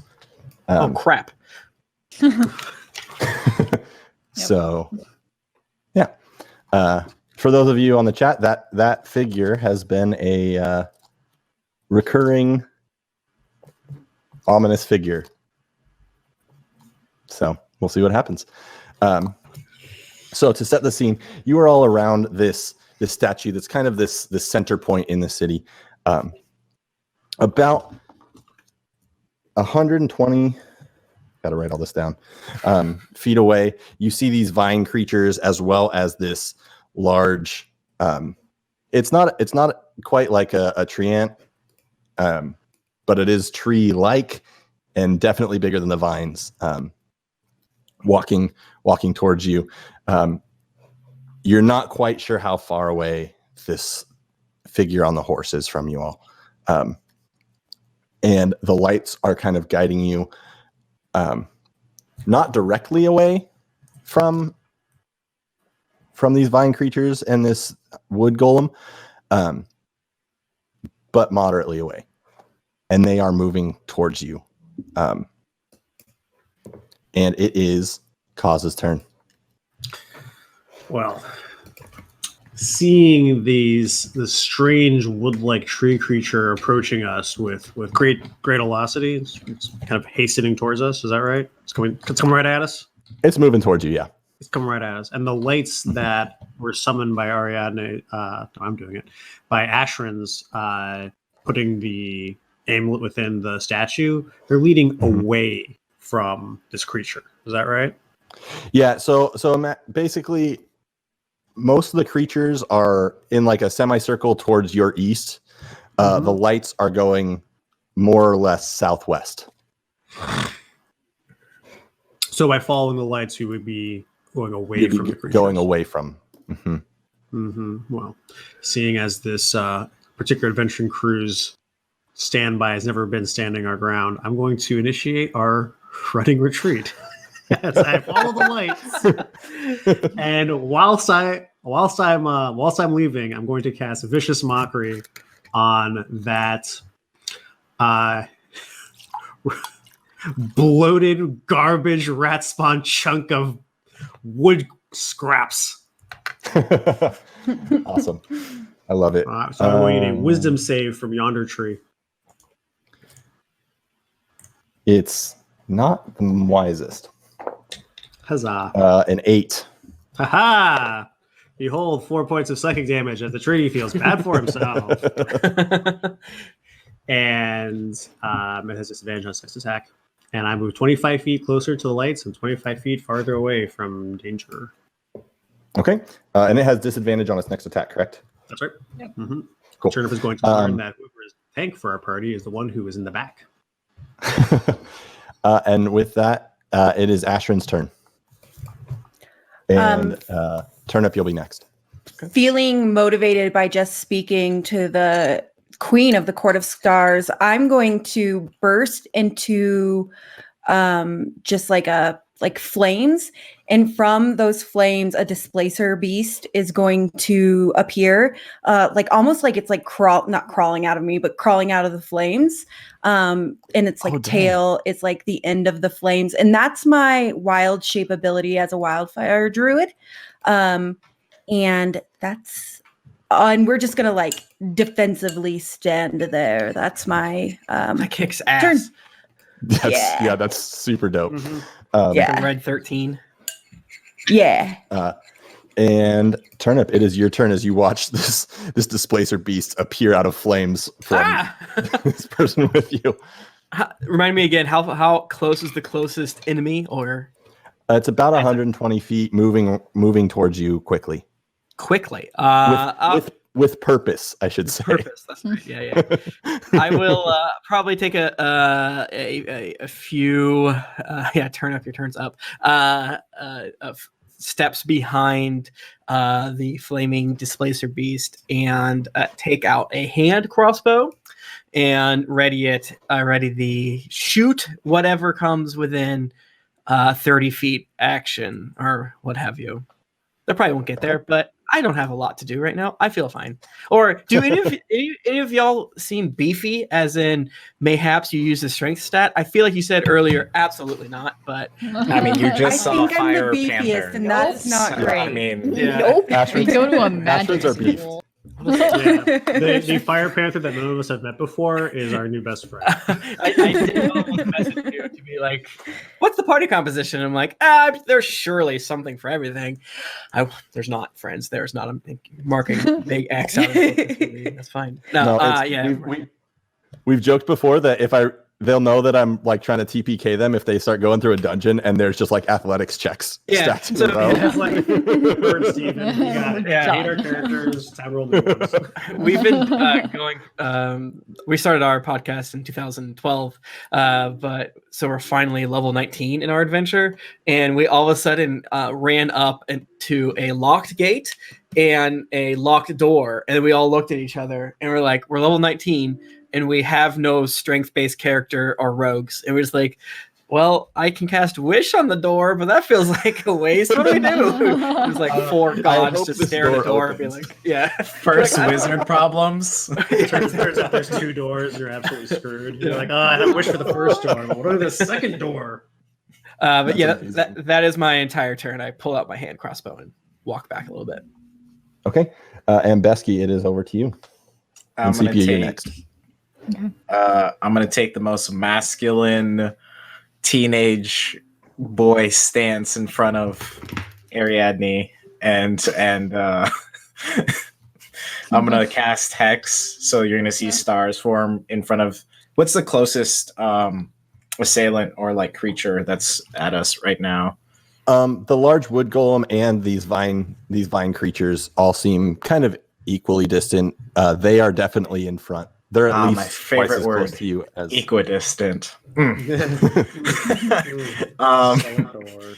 I'll probably Besky's smart, so he'll probably try to use some sort of logic. I'll probably do Hex on the vine creature because I would think like a golem is slow, but that's probably not the case. And you'll see stars wrap around the vine creature using my Hex, like these little tiny sparkly stars, and then I'm going to do an Eldritch Blast towards that same one that I Hex. So you're going to see like the mix of the kind of voidish dark beam with the stars kind of spiraling down through it. So I'll try and attack it. I am going to have the worst luck for the next couple of sessions ever. A natural 20. Ooh, nice. I think that'll hit. I think that'll work. All right. So let me roll the damage. I haven't done this. Okay, so it's a D10 and a D6, I think, what I remember. Yeah, and you should roll both of them twice. That Hex. Yeah. Boom. So that is going to be 4 force, 6 necrotic for the first one, and then 5 force and 4 necrotic for the critical hit. So 19? Yes, I believe so. And it's going to be slowed down to 10 feet for its movement Okay, until one my of them next is. turn. because of agonizing. Is it Nope, it's lethargic. Spear of lethargy. And that's gonna be my turn as I look towards Ariadne and kind of do like, and I like, kind of do a head nod towards her.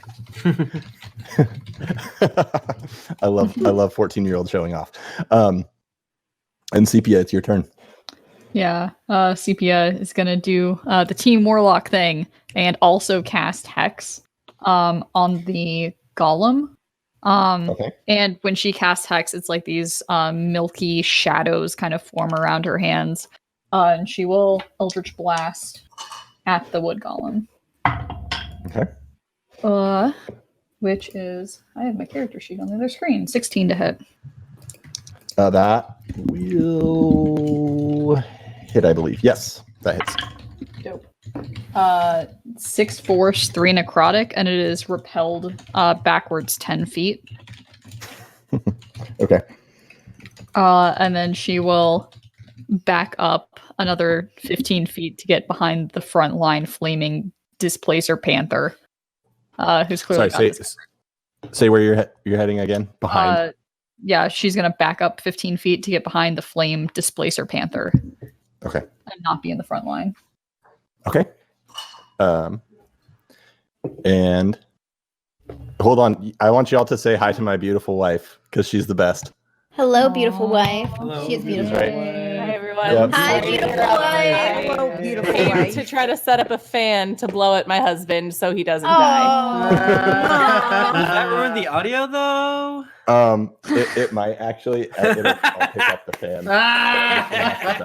Yes, Put it in front of you. Never mind. But do you see what a wonderful woman she is to Wonderful person. not want me to die? Yes. They like Kelsey put ice in his socks. Yes, Ooh. throw ice cubes at him. Let's chuck ice cubes at him. I feel very unsure about that suggestion. Yeah, nice That's socks. the only way. Okay, so D&D. Okay, so that golem got pushed back 10 feet, correct? Yes. Okay, so it just starts like these heavy footsteps shaking the ground around you, and it's going to use its dash to move towards you. Make sure. No, it can't do anything fancy. And then this whole host of these vine creatures start moving towards you, and When you say a whole host, Stephen, if one had to approximate in a sort of a panicked glance around the courtyard, how many would you say there are? roll a perception. You got it, boss. It's also a whole host -1 because one is significantly slower than the other ones, right? So 19 slow plus host. 19 a perception. At a quick glance, there's at least 10 of them. Good to know. Though all these plants are like kind of moving, and they all almost look like it's really creepy looking because it almost looks like just this wall of plants is moving towards you at a pretty rapid pace. Oh boy. So zombie plants. Yeah. yeah. How bad Zombie could it be? horde plants. A host of zombie horde plants. So they move towards you about, like, if you were estimating, probably about 60 feet. They move towards you. Approximately. The golem is a little bit behind them, and then you see in the distance behind these two kind of groups of creatures that fiery horse leap into the air and begin flying towards you very rapidly. And with that, it's Ariadne's turn.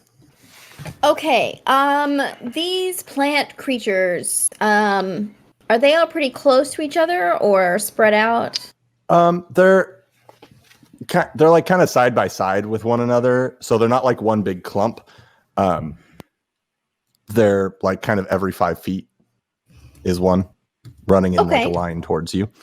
Perfect. They're in a line. I am pulling out my spell book, flipping through it, and I am casting Agonazar's Scorcher, which is a roaring line of flame, 30 feet long, 5 feet wide. And they need to make a dexterity save. 30 divided by 5 is 6, right? Correct. Mathing. I can math.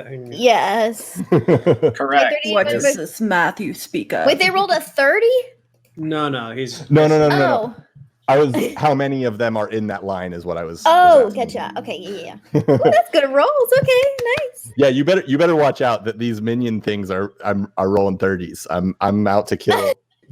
My goal was to kill our guest because it's privilege. Content. That's Spell good save content. is a 13. they do not pass. Okay, then they take 21 points of fire damage. Wow. Yeah, I rolled really well. You got 3d8 on that? Nice. Ha-cha-cha. Chat, we don't roll this high all the time. You're seeing Never some. rolled this We high. don't. We Yeah. don't. This is We roll like garbage. I don't This is roll like- that high. Everyone's like, higher. let's stand our ground, and I'm like, this is new. Yeah. I'm using Yeah, one of my bad dice, and it's rolling really well. So thank you guys for helping me.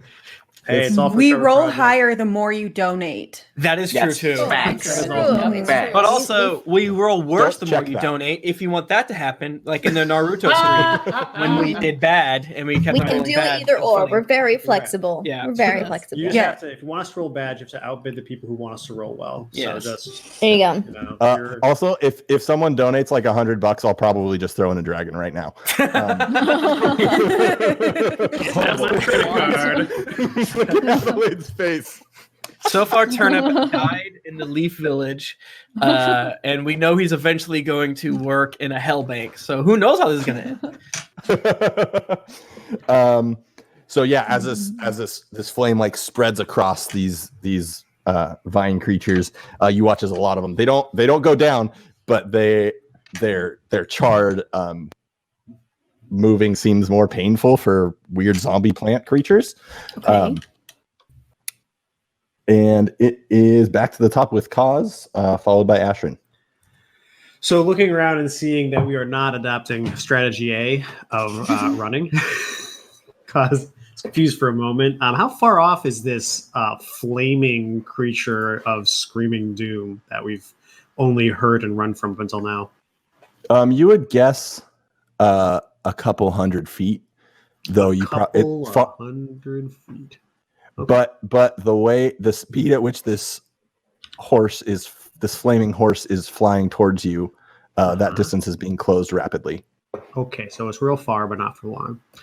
I'm gonna go ahead and continue to, in angry dwarven, rant at this tree. You fork face clump of compost. Give me another wisdom save, please, tree. A 19. Oh, that's not going to cut it. I'm going to go ahead then and Now use it's Bardic mad. Inspiration, and I'm going to give a Bardic Inspiration dice, which is a good old D6 for us level 3 characters, to Ashrin, because she is full of fire and anger, and this is her home. Yeah. Okay. And with that, Ashrin, it is your turn. So I'm going to be the yin to my displacer beast yang. And I'm going to, the thing you've kind of seen before where my fingers turn to ice and you can hear like the crackling breaking of ice, like if it was on top of a pond. And I'm going to cast Ice Knife. I know how this spell works. Just a second. And I fling it at Like one it's creature within range. Yeah. And then it So- explodes afterwards, right? Mm-hmm. Yeah, Yep. it does not hit. I got a 6. But you got a Bardic Inspiration on that, so you can roll a I D6 don't- and add it. A D6? Ooh. Yeah. 12.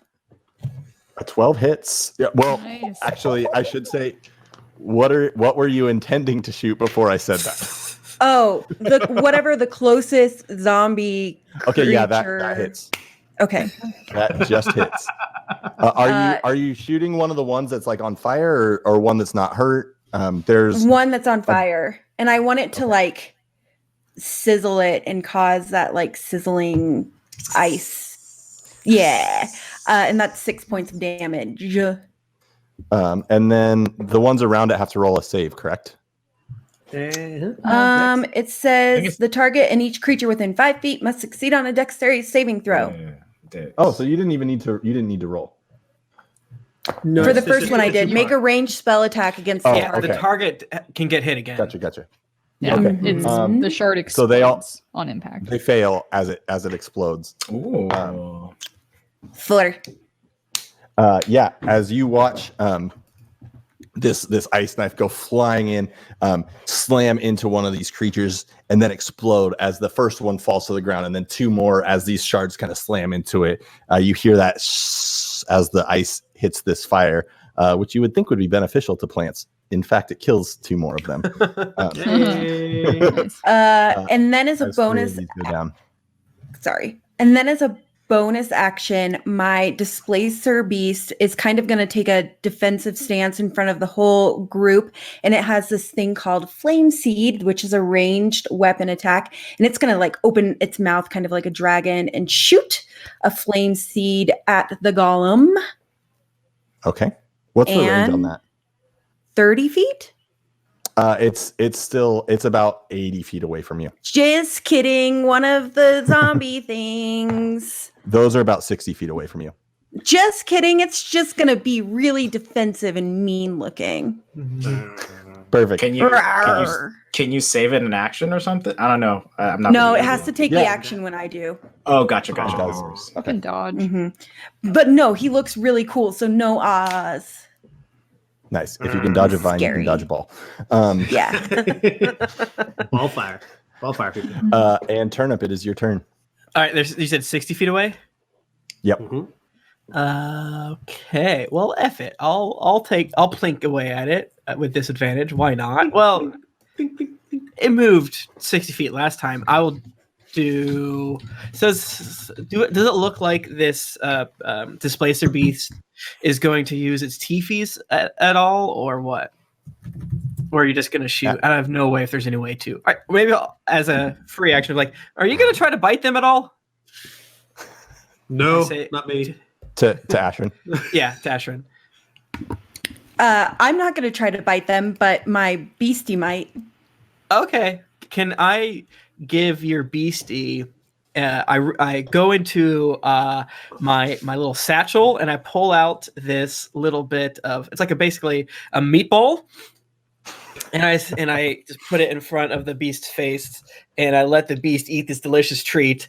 And now, Much like Munch licked Emily's face. yeah, Look at that yeah. They can add for 1 minute. They can add 1 default 4 to all damage rolls and ability checks they make using strength. So if they are going to do a bite, I don't know if it's dex or not, but hey man, we got 50 minutes or that's something sick. left. I got to use my little That's treat. for a D4 for a minute. Yeah. That's awesome. Mm-hmm. That's sick. Fantastic. And that's a bonus because I took the sous chef subclass, and then I'll That's the house. ready my hand crossbow, and if they get within 30 feet, I'll shoot them. Okay. When and you staying, do kind that- of staying right by this. Yeah, I think so. Okay. The displacer beast, you know when you drop like oil and fire and it's like that's what happens. Oh, awesome. Yeah. That's super cool. Besky, it is your turn. Mhm. As you're standing did- bravely in front of Ariadne. Yeah. I I'm going to put on my most, I'm in this fighting stance face as a teenage boy. And did the one that I hexed and blast die from Ariadne's fire blast already? Or Yes. Okay, so I'm gonna move it to. Excuse me. No, that one is still alive. Okay, then I will blast that one again Okay. with the good old, Warlock Eldritch Blast. Keep them 20s. Keep them 20s. Keep it. There it is. 12. Hey. That hits. Okay, we'll take that then. D6 and D10. That is going to be 7 force and 4 necrotic. Yeah. So as this like starry eldritch blast goes shooting in, this vine creature just blows apart. Bonus action, I'm going to move my hex over to the next closest thing. Okay. So the stars are going to kind of leap off of that, ashing ashing, disintegrating corpse, and then kind of float on over to the next target. Okay, perfect. And Sepia. Sepia is going to continue blasting at the wood golem. 13 probably misses. At the wood golem, 13 does miss. Yes. Yep. Backs as it up goes- like 5 feet. As you watch it, it slams into this wood golem, and the wood golem doesn't even flinch as it just keeps marching forward. Great. And you're continuing to back up. Just a little bit, like in a scared kind of way, just like inching backwards as they get closer. Okay. The golem keeps moving forward, just plodding kind of slowly, but heading directly towards you. Nothing that's hit it so far seems to really slow it down. The vines sprint up. Turnip was holding their action, right? To fire. Yeah, I got a hand crossbow, so I hope you like D4s. Gotta Yeah, when love the them first D4s. one that gets then okay, well, does like a freaking 12? No, like an 8 hit? Eight's not gonna cut it. No. Okay, that's fair. Oh, crap. They're so big. I thought I could hit anywhere, but no. I didn't sign up for this shit. He goes to like reach in his pocket and is like, no, I'm okay. So as they march forward, two of them stop in front of this this flaming displacer beast. Two of them go towards Ashrin.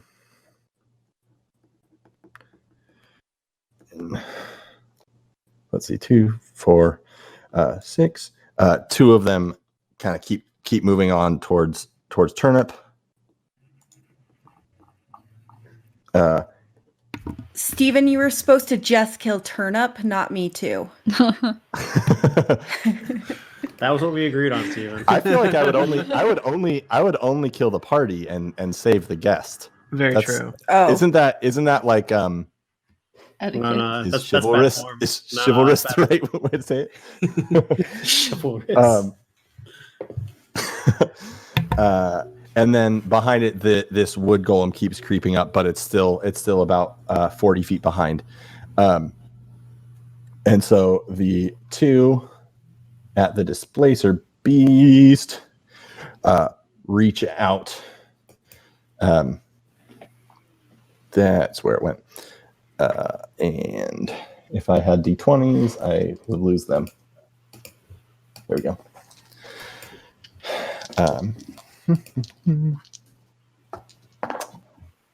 So at the displacer beast, that's an 18 and 16 on the die. both. So Both of those hit. okay. Both. 4, 3 for 4 piercing damage. Then the 2 at Ashrin, a natural 20 and a 3. The nat 20 doesn't hit. Mm-hmm. Oh, it doesn't. the 3 Not does. today, Evil. Yeah, Not the today. 3 does. Oh my god. We're using THACO, folks. For 15 piercing damage. Oof. I rolled real good on that. Yeah, you did. As these vines just kind of slash across you, they're sharp Alright. to your skin. And then the 2 on Turnip, a 13 and a 19. 13 misses, 19 hits. Okay. And that does 6 piercing piercing damage. Cool. As these vines kind of stab into you. Ouch. And you watch as this flaming horse keeps flying towards you. And as it starts to get closer, you watch these lights, this like path of lights. The light closest to you starts to fade as this creature gets closer. And I will say, There's like the lights are like winking out as the creature gets closer. yeah. essentially. And Turnip, you, from what you know of this creature that's flying towards you on this flaming horse, they are one of the most feared creatures in the Feywilds. Okay, I would communicate such. And do the students know the name of them? No. They've heard it once. They just learned the name the night before from. And it's Kalvala. Yeah. That's Kalvala, I think. I don't know if he's toying with us or if all of these creatures are what. But if you guys have any hidden powers, I would use them now. I am using my hidden powers. Okay, you're doing great. Everyone's doing great. I'm not doing great. He's all great. straight You're all up not wonderful. having a good time. And Ariadne, it is your turn. Okay, how far is this displacer beast away from me? Maybe 5 or 10 feet. You're kind of all. Oh, together. it's really close then. Okay. Is that a whole action? Yeah, that's a whole action. We're not going to do that. I am going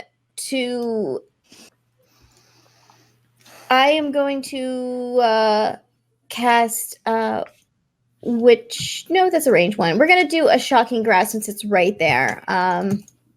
Hit that with a 17. The displacer beast is your friend. That's mine. Oh, I Kill thought there it, was kill two it, displacer kill it, kill beasts. it. Okay, never mind. No. I got a little lost Our there. friends not fair.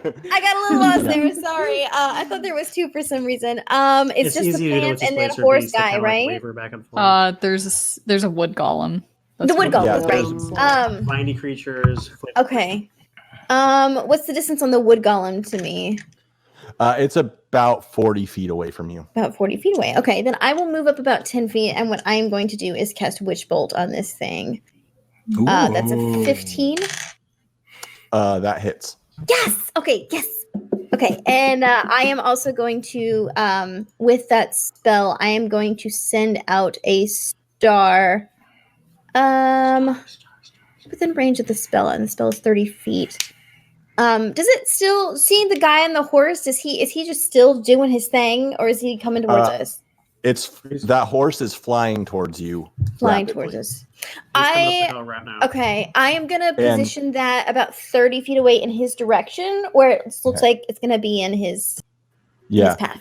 she's still a couple hundred feet from you. Okay. But yeah, and the kind of the thing that was concerning to you all is as she's getting closer, the starlight that's shining down, kind of creating this path, is starting to fade. Ooh, shit. Okay, yeah. All right. So I'll cast that star there, and then I'll be able to do it on my next action, I think. So that will end my turn. Okay. And with that, we're back to the top with Kaz. All right, so Flaming Horse Kavala is still a little bit of ways off. Yeah, probably 150 feet away at this Getting point. closer. Definitely moving faster than something that's on feet. Heard. All right. First things first, we're going to go ahead and Ashrin's looking pretty beat up right now, isn't she? I don't. Oh yeah, I forgot. You Oh, just yeah. took a bunch of damage. I forgot I've been about looking up that. healing spells We for the all past have 5 like 10 minutes. HP combined. That's it. Spellcasters. Where'd you guys get so much HP from? All right. So I'm going to go ahead and with a single strum of my ukulele, Ashrin will feel the healing powers of epic ballads for 9 points of healing. Yeah. Yeah, that's my Nice. healing strum. And then I'm going to turn around at you, you rabid-footed gobshite. Give me another wisdom save, you freaking tree. I don't know, I'm rolling that one. That's a 2. Oh, take 1 point of psychic damage as I wound your pride. And disadvantage. And with that, I'm just kidding. It doesn't go down. Oh, that's the best way to go. The 1 point of psychic damage from vicious. All right, and that's my turn. Though for a tree, it's definitely looking sad. It's a sad tree. I'm gonna go up and get. I'm also gonna kind of advance to the front and share our pooled hit points of 10. So I'm going to be shoulder to shoulder with Ashrin there, so I can take some of the heat off of her, so she can put the heat on them. Take some of the heat off. Hey. Oh, come on, y'all. And with that, it's Ashrin's turn. So as he heals me, I kind of turn into like momentarily into like a blue flame and then back into that like orangish red flame. And then I'm going to take that branch that we got earlier, and I'm going to burn it in my hand, and I'm going to cast my 3rd level spell as a scorching ray at 3rd level. Boom, baby. Oh, yeah. And I'm going to cast it at the golem, the wood golem. How do you want me to do this? Do you want me to roll the 4 rays and then the damage, or how do one at a time? Remind me what scorching ray does. I get 3 rays you roll attack per bolt, right? Yeah. Yeah. So roll the attack, and then the damage is whatever the damage. It's the first one is 14. No, 15. Sorry. Also hits. The second one is 14. Hits. The third one's a nat 20. Boom. Also hits. And the last one's an 18.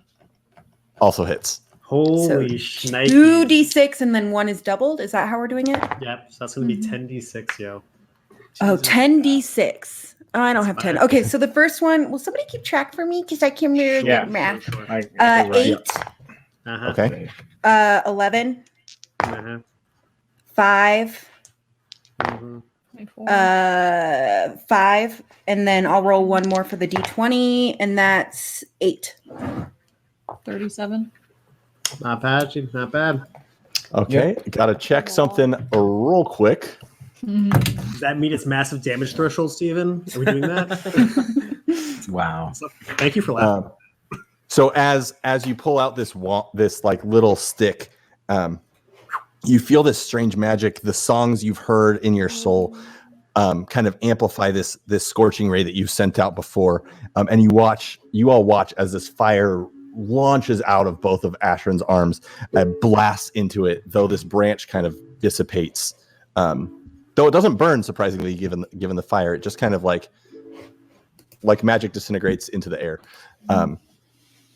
And you watch as this golem, it slams and poof, poof, poof, poof, and it drops down to one knee. Though you see as it's burning, it stands up, it rises back again. And how so it's close? charred. It's about 40 feet. 40 feet.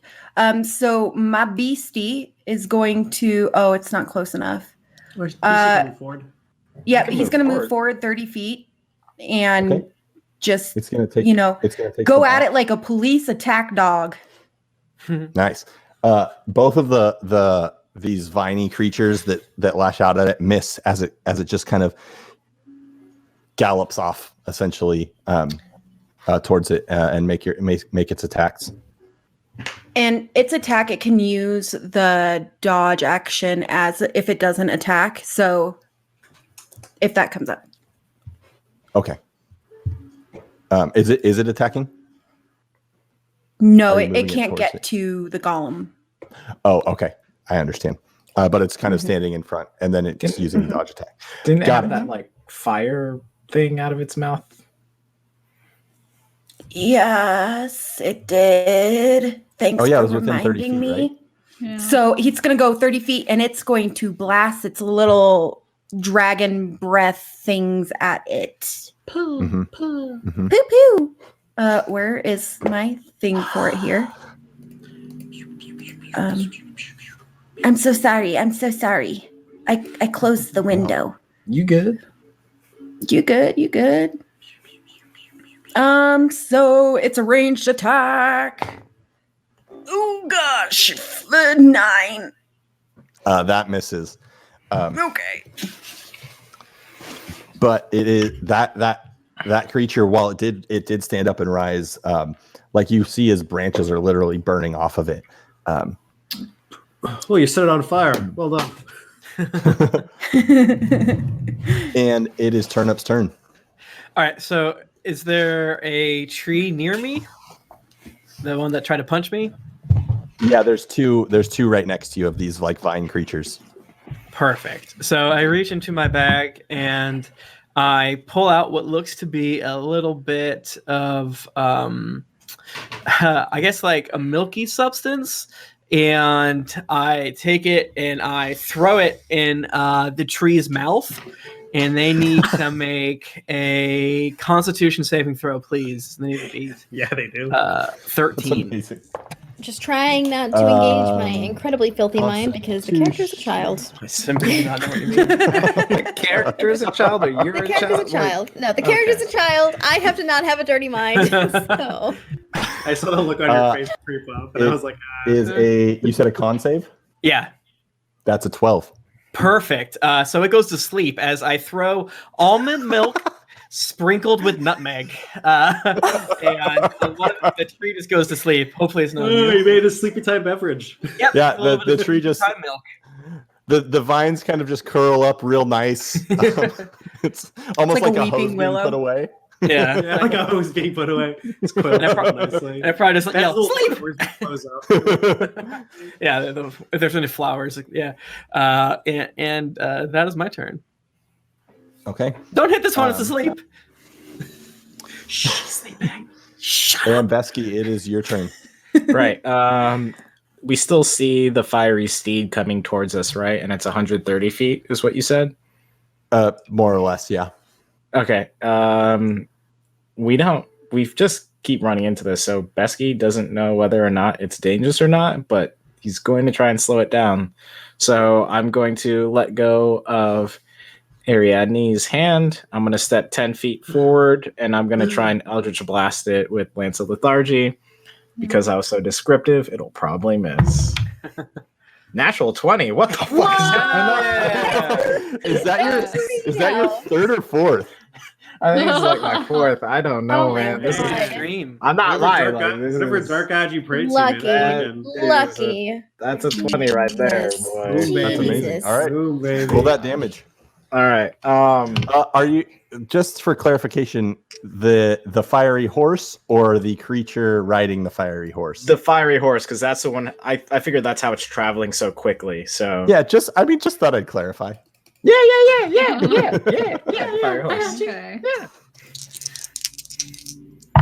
Okay, so that's going to be 5 force, 2 necrotic for the normal damage, and for the critical is going to be 3 force and 2 necrotic. Okay. So Is now that it's going to. 12 total. I did 5, and the first one was a low number. I think it was. I think it's 2. Okay. So I think 12 is correct. Yep. More importantly, Okay. it's slowed down for 10 feet per round. Is what I was trying to do. Give me a second. I need to get my story straight. This is not normal for me, folks. If you've ever watched this podcast It's true. or So Or- as that as that blast of energy goes and slams into this horse, this flaming horse, it doesn't even flinch. Oh God. okay, right on.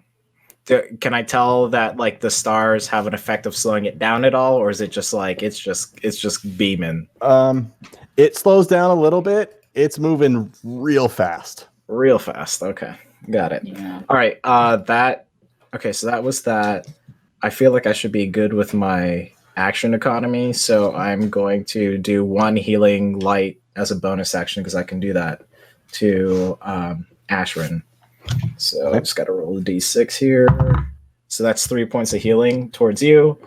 So you're going to see some more stars come down, and it's going to kind of like, I don't know, like tickle the tops of your shoulders to kind of get that feeling of like rejuvenation and healing. And with that, it's Sepia's turn. Cool. So you Uh, also saw this energy blast into this fiery horse, and it just slowed down a little bit. But as far as like physically feeling hurt or anything like that, just it was not that much different than a fly landing on a horse.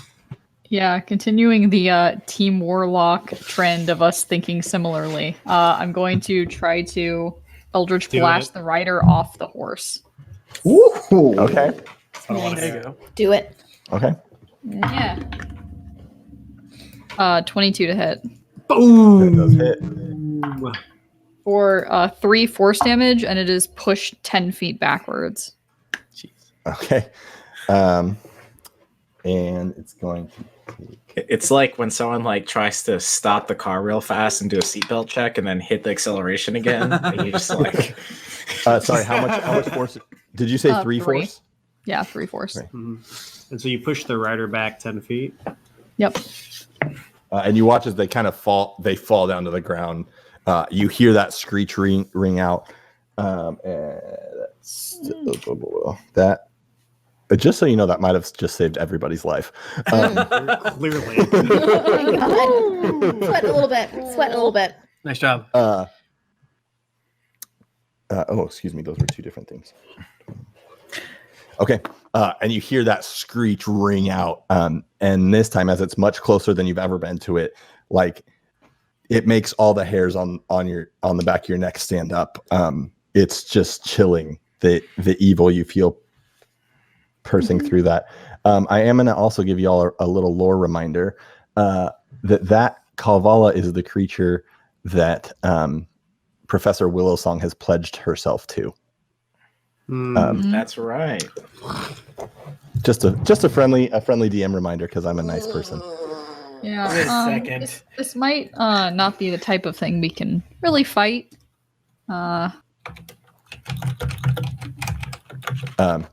And the golem moves towards the displacer, the fiery displacer beast. And it takes these 2 big branchy arms and slams down. That's gonna miss. Oh, actually, it might not. A 12? 14. Okay. An 18 for the second one, and that is 11 bludgeoning damage as it just slams into this fiery displacer beast. The creatures, the 2 around Ashrin, continue to attack, though nothing of double digits will hit. The 1 at Turnip, because the other one is sleeping. Do they get a save on their turn? Let me see. This is the sleep spell? It's his special cook Special thing. food. Yeah, so it's they're asleep for 1 minute and remain unconscious for 10 minutes. They wake early if they take any damage, or a creature spends an action to shake or slap them awake. Okay, so that one's still asleep. The other one also rolled single digits. Good Lord. The 2 at the displacer beast run towards Besky, and both swing. One is I believe that's a 13. That hits. I think I'm at 11 for DC. Or AC, rather. Where is... I can read. Yeah, 13. Yeah, 13 that's a hit. By the way, I've rolled I think 5 attacks right now. 4 of them have been 5s or under. So you're welcome. Thank you, Chad. All your donations. And so that does 4... 5 piercing damage as this vine kind of stabs into you. And the creature, the horse stops and turns around and kind of goes back. You hear a scream out, and then you watch as what are they going to cast? Yeah, I think they'll do that. As darkness, this magical darkness that none of you can see through, surrounds them. And as they have continued to Just them? Currently, yes. But you do see as they have moved a little bit closer, not as close as when they were just like full flying gallop towards you. The lights are again continuing to start to fade, and this trail that of these lights shining down, about 3 of them are probably gone, and you can just kind of see in the distance where they were leading you. That. And Ariadne, it's your turn. Okay. If that rider is anywhere close to my spell start within that thing, within 5 feet, I'll have it explode off. Otherwise, I'm using. You can't see it. Oh, I can't see. Oh, that's right. I can't see it anymore. I am okay. Then really the only thing that I can do, with the lightning damage that is still attached to the wood golem, I am not casting it again. It just does the damage. 3 damage. That's like. Okay. And as that kind of sparks through it, you watch as this wood golem crumbles and falls to the ground. Oh, It's dead. Nice. I kind of nudge. I nudge Besky since he was like, "Hey," and I'm hey. But yes, I am looking around as that dies. I am looking around quickly at our surroundings, and I just shout out to the party that I think we need to run. Mm-hmm. Okay. And do you run? If I can see, okay, so we're in the city, obviously, but if there seems like some kind of landmark that looks safer, I'll start heading in that direction. About the disadvantage. Roll me a perception check real quick. That's true. With disadvantage still. Okay, good rolls, good rolls. You say I was what? going to say you can roll it straight, but Okay, I rolled a nat 16 and a nat 15, so I'm happy with that. Nice. A 19. A 19.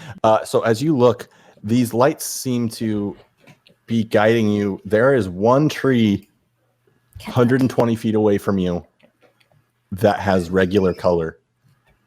And it's rippling almost. Weird. Okay. And as you glance at it, you see through that tree.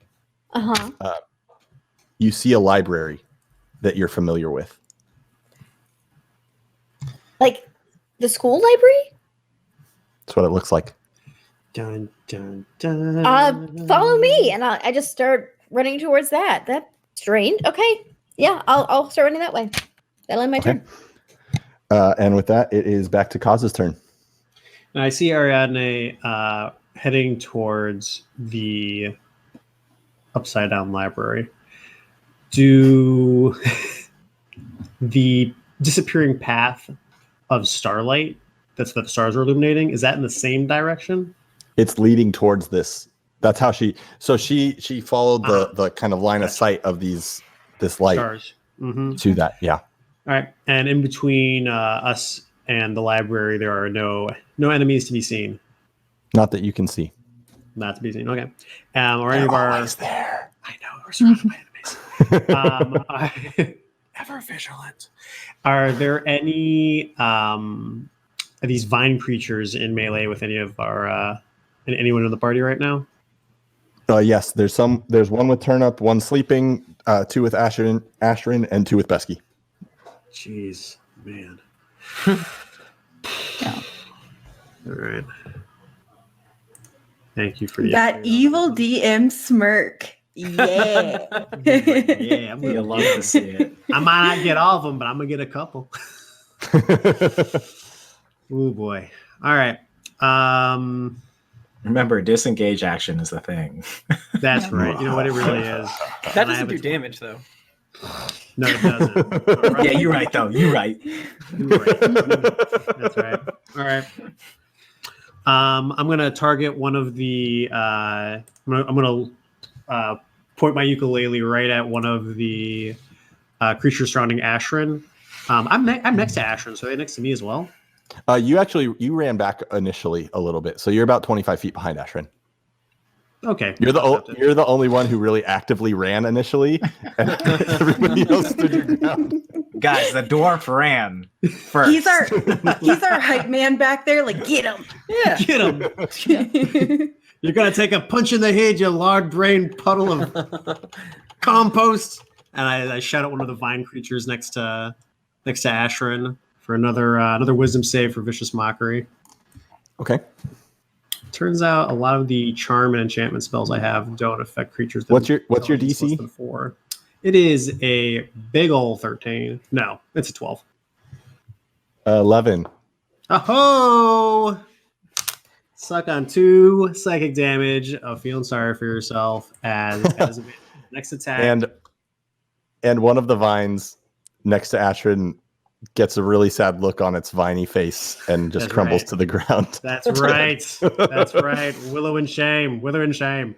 And I'm going to also start closing distance between my dwarven stubby legs in the library.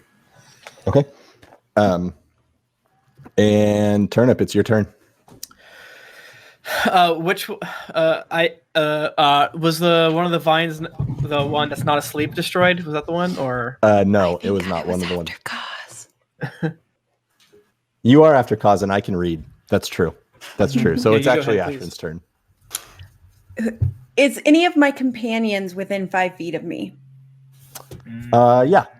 Kind of. Most of you have all kind of stayed close together. Yeah. So really, everyone but Ariadne, and Cause, and Besky have moved a little bit. Okay. So Sepia and Turnip. So Sepia and Turnip, if you want to, I'm gonna have the Displacer Beast run back to us and kind of engulf us in a non-painful circle of fire, and it's going to teleport us 30 feet to the doorway, the tree. That rules. That's awesome. Yeah, do it. I'll do it. The more you play Wildfire Druid, the more I feel like if I ever play a PC again, that's on my list. It's real cool. Yeah, that's awesome. Yeah, so you all watch as this flame that's cool to you engulfs you, and you are no longer near these. Well, you're still 30 feet away from these vine creatures, but you are slightly more safe. And now, Turnip, it is your turn. Ooh, Oh, unless I apologize. that was my beast's turn. Oh, dang. I'm sorry. I'm OP right now. Druids. No, do it. Druids are just good. That's everyone agrees. Yeah. So I want to cast Earth Tremor on the ground to make the ground hard for anybody to pass through besides us. Well, Okay. I guess maybe I shouldn't do that because then my companions might have a hard time. Never mind. I'm holding my action. What are you holding? That spell? Yeah. Okay. Now it is Turnip's turn. Okay, I will. Does anyone seem slower? A slow person, like not high speed? Our dwarf friend has short little legs. I didn't want to assume. I ain't on here trying to. So as I walk by our dwarven bard friend, I'm going to also scooch on back, and I say, "Down the hatch!" And I toss into your gob from 30 feet away because I'm a sous chef. Sorry, I just lost it, and now I'm freaking out because I can't find it. Oh God, it's gone. They removed it from this thing. It's a little bit of shaved ice, and you feel a little bit more invigorated because of that. In your speed, you get an extra 10 feet of movement. Woo! Anything else you're doing? I will run. Run. Oh, it's like a sugary sort of crystally thing, and it's delicious. Rock candy. Indeed. Rock candy. Yes, that's probably better. Snow cone. Lick my lips. Yeah. Delicious. And that's for 10 minutes. And then I'll run the entire of my 30 feet back and, kind of gauge to see where the crew is heading and follow along. Okay. And Besky, it is your turn. You have watched as you are alone with basically 6 of these vine creatures. Little 14-year-old warlock Besky. All right, you're muted. I'm just but I like, bet that was really good. Yeah, you're welcome. Hey. But yeah, I'm just like, oh no, everyone's gone. Okay, I need to go. And just like all that like machismo that Besky had for like the first 10-15 seconds of battle. He's just like, I gotta go. So I'm gonna disengage and I'm going to run disengage action, so then I can move 30 feet, and that's about it. So I'm gonna move 30 feet to where my friends are, and try and catch up with them. You basically get to Ashrin. Right. So I know you were holding Earth Tremor, Ashrin. Is kind of as she Besky the last gets- one? Besky's Or is the last he? one. Yeah, Okay. Besky's the Yeah, last I one. want to cast Earth Tremor, and the ground is gonna become loose, and it's difficult terrain for anybody to pass unless for at least 1 minute or until cleared by hand. Okay. The vines are going to get out their rakes and start clearing it by hand.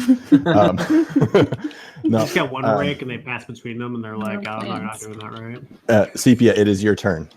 I'm going to start retreating 30 feet with my movement, and then I'll Eldritch Blast kind of whichever vine is the closest to us to try to keep knocking them back so everyone can get out. Okay. I miss. Fair enough. Running is more important. Yeah, running takes all my concentration. Not very coordinated. These vines start to move, though they're very hampered by this loose rock and ground. As what was once a street has just become this rubbled mess, and they can't quite make it to you. You watch as this flaming horse figure comes bursting out of this darkness, still a little bit away from you, and you watch as all the light that is leading towards this tree fades. You can still see this strange tree that's almost like a mirror through, but it is coming, and it is coming fast. And you see even like the plants that were remaining around it on the grounds start just to wither by its presence as it goes towards you. And we are back to and as it comes, I'm going to just say, because it's 3:55, you all manage to sprint in through this tree. Turnip, do you end up going through the tree, or you have other ways to leave? What do you do? Yeah, I would like kind of go with you a little bit to the tree. Is this a boundary between? Is it like an actual boundary between the Feywild and Primaterial Plane, or what's happening here? It is. All right, so I would immediately. I would go through just a step, and immediately you see my form sort of like waver for a second, and I step back and I reach into my pocket and I disappear. And I use the get out of jail free card to give me. But I probably do it in a Monopoly card, tears it in half. Poof. But I do it in a way like, thanks, bye. Sorry, ran into a super evil dryad. I can't go there. I'll die. Bye. And disappear. Similar I can't to go the Primaterial. Yeah. Well, I'll start aging again, and I don't want that. Yeah. And as you get through, particularly as Ashrin gets through this, you basically are going through a wall that in the Feywilds was a tree. You stumble into this room in the library. Ariadne, who spent the most time here, you look around, and you're not actually sure where in the library you are. As you remember, it is called the Lost Halls. But you do feel confident that you are back on the material plane, and we are going to have to find out what has transpired while you were in the Feywild next time on the Faeforge Academy. What year is it? Who knows? Who knows? It could be any year. Tim, thanks so much for joining us. First guest on the Faeforge Academy. You didn't First warn me. guest ever. Oh, Yeah. crap. Oh, Yeah, crap. you're the first guest. Yeah. You did good. Thank did you. good. Yeah. Great. Thank you Big so much for non-existent having me. shoes to fill because we haven't had any shoes yet. But Well, now they will. But be. now We have a now there are guest. big shoes to fill. yes, Now yes, our of guest course. will be like some big shoes to fill. Jeez. So yeah, for thank our you so much outro, for having me. Blast. Yeah. Do you want to plug anything before we go? Sure. I'm on one of the older Dungeons and Dragons podcasts in existence. It's called Greetings Adventurers. We used to be called Drunks and Dragons. We own dndpodcast.com and at D&D Podcast on Twitter. Yes, we're that old. I didn't realize you were on Drunks and Dragons. What? Yeah, me neither. Okay. Oh, hello, hi. We changed the name for many reasons. I should have but explained that to y'all. That's my bad. we are simply an Well, we're award-winning friends on podcast. Twitter, and now I feel like, oh my gosh, I know a famous person. I heard you guys were high. Yeah, it's not a big deal. iTunes. I don't remember if I told. I don't remember if I told you this, Tim, at PAX. But y'all are literally why I started playing D&D. My heart. You did say it, but I love hearing it. Like It's good to hear. 100% serious. Like I listened to maybe 20 of your episodes. My wife listened to 20 of your episodes or so, and I was like, hey, like I could D&D If they can do it, yeah. Yeah, that is our competitive advantage, is that if we can do it, you can do it. So head on over to GeeklyInc.com to kind of see all the other stuff we do. But on your podcatchers, wherever it may be, it's called Greetings Adventurers. We have 350 something episodes as of March right now. We've started from level 1 at 4th edition because 5th edition simply did not exist. And we're now level 19 and we are about to finish our campaign as we help gods not be dead and stuff like that. And you can find me specifically at Tim Lanning. But yeah, thank you guys so much for being on our stream raising money for the Trevor Project. It means a whole lot to me.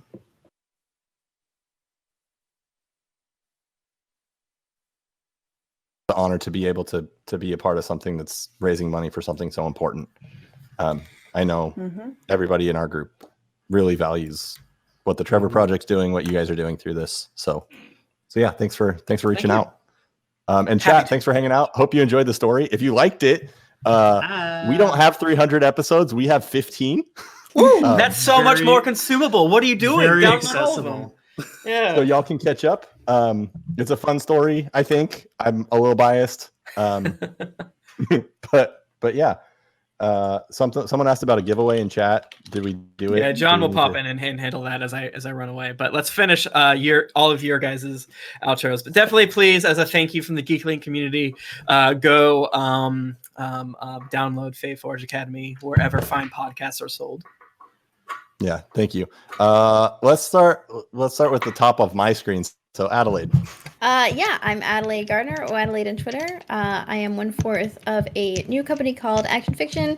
We just released our first game, Monsters of Merca. We finally reached Copper yesterday, which is wild. Oh my gosh, it's wild. And we're top 20 on Drive-Thru RPG right now, which is just. This is my first I wasn't actually involved in this game, but it's my first game, I guess, and so it's really it's a pretty crazy ride right now. So that's cool. So go check it out, Monsters of Merca. It's a political American cultural commentary game that's for 5th edition. Really funny. You can just go kick some fantasy Nazi ass and have fun and hang out with fantasy Beyonce. So, whatever you want to do, really, it's your playground. And that's me. That's Adelaide on Twitter. So, yeah, Emily. Hey, I'm Emily. At Emily JEA Harmon on Twitter and everywhere else. Stuff that's coming out. Princess Project. I contributed to. It's a D&D anthology coming out in early May. I think around May 8th somewhere. That's gonna be coming to DM's Guild. Other cool stuff. I'm a little frazzled. Next person. Ian. Copy pasting everywhere. Hi, everyone. My name is Ian Gould, Game of Science on Twitter. Follow me there. I publish on DM's Guild. Look for titles there, wherever fine D&D adventures are sold. And Michael. Hello, my name is Michael Sinclair II. Go by Michael Crits everywhere. I primarily stream on Twitch, Magic of the Gathering from time to time. Me and name's Kai are both on. Sorry, my brain. There's a lot. This stream's a lot. Yeah. But yeah, we're both on the Last Air, which is another stream that is done by Cobalt Press. Me, Kai, and our DM V is on that show, and we have a good time. It's a little bit darker in setting, but that's what we do.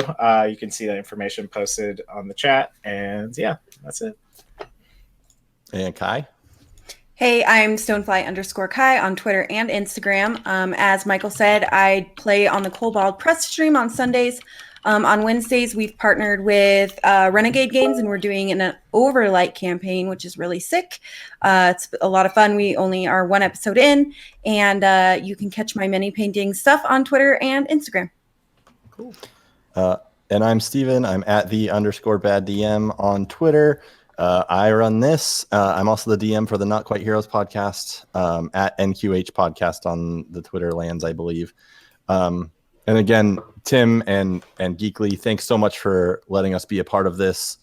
Hey, Impact RPG, thanks for rating. That's cool. And everybody watching, please take the time to consider giving even a couple bucks in a time of kind of unprecedented chaos and isolation and stuff.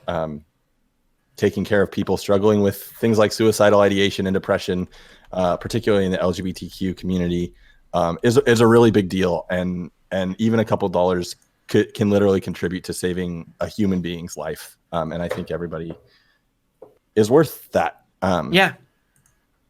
So, yes. Yeah. Thank you again to the Faeforge Academy, and an extra special thank you for Steven. I am very hesitant to ask people to not only guest, but to he's like, I gotta get out of here before I say this.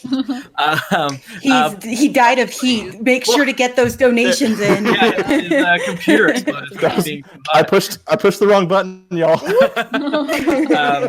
I'm always very hesitant to request people to give up their DM time, and much less obviously guesting is a big deal, but guesting and running a game is a huge deal. And running a game in 400-degree weather, it means the world to us here.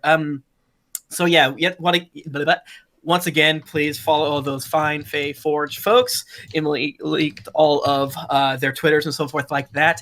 Up next, we will have the Greetings Adventurers Power Hour, where I'm sure we'll raise $17 million. We're running a special Frank-themed one-shot DM'd by our editor/producer/ overlord David. So if you enjoy Frank and his accounting woes, that would be fun. I'm going to run away. John, please sign us off. And thanks again, Faeforge, so much. I need to go eat a snack. Thank you. Thank you. Thank you. Eat. Yeah. Hey, Tim.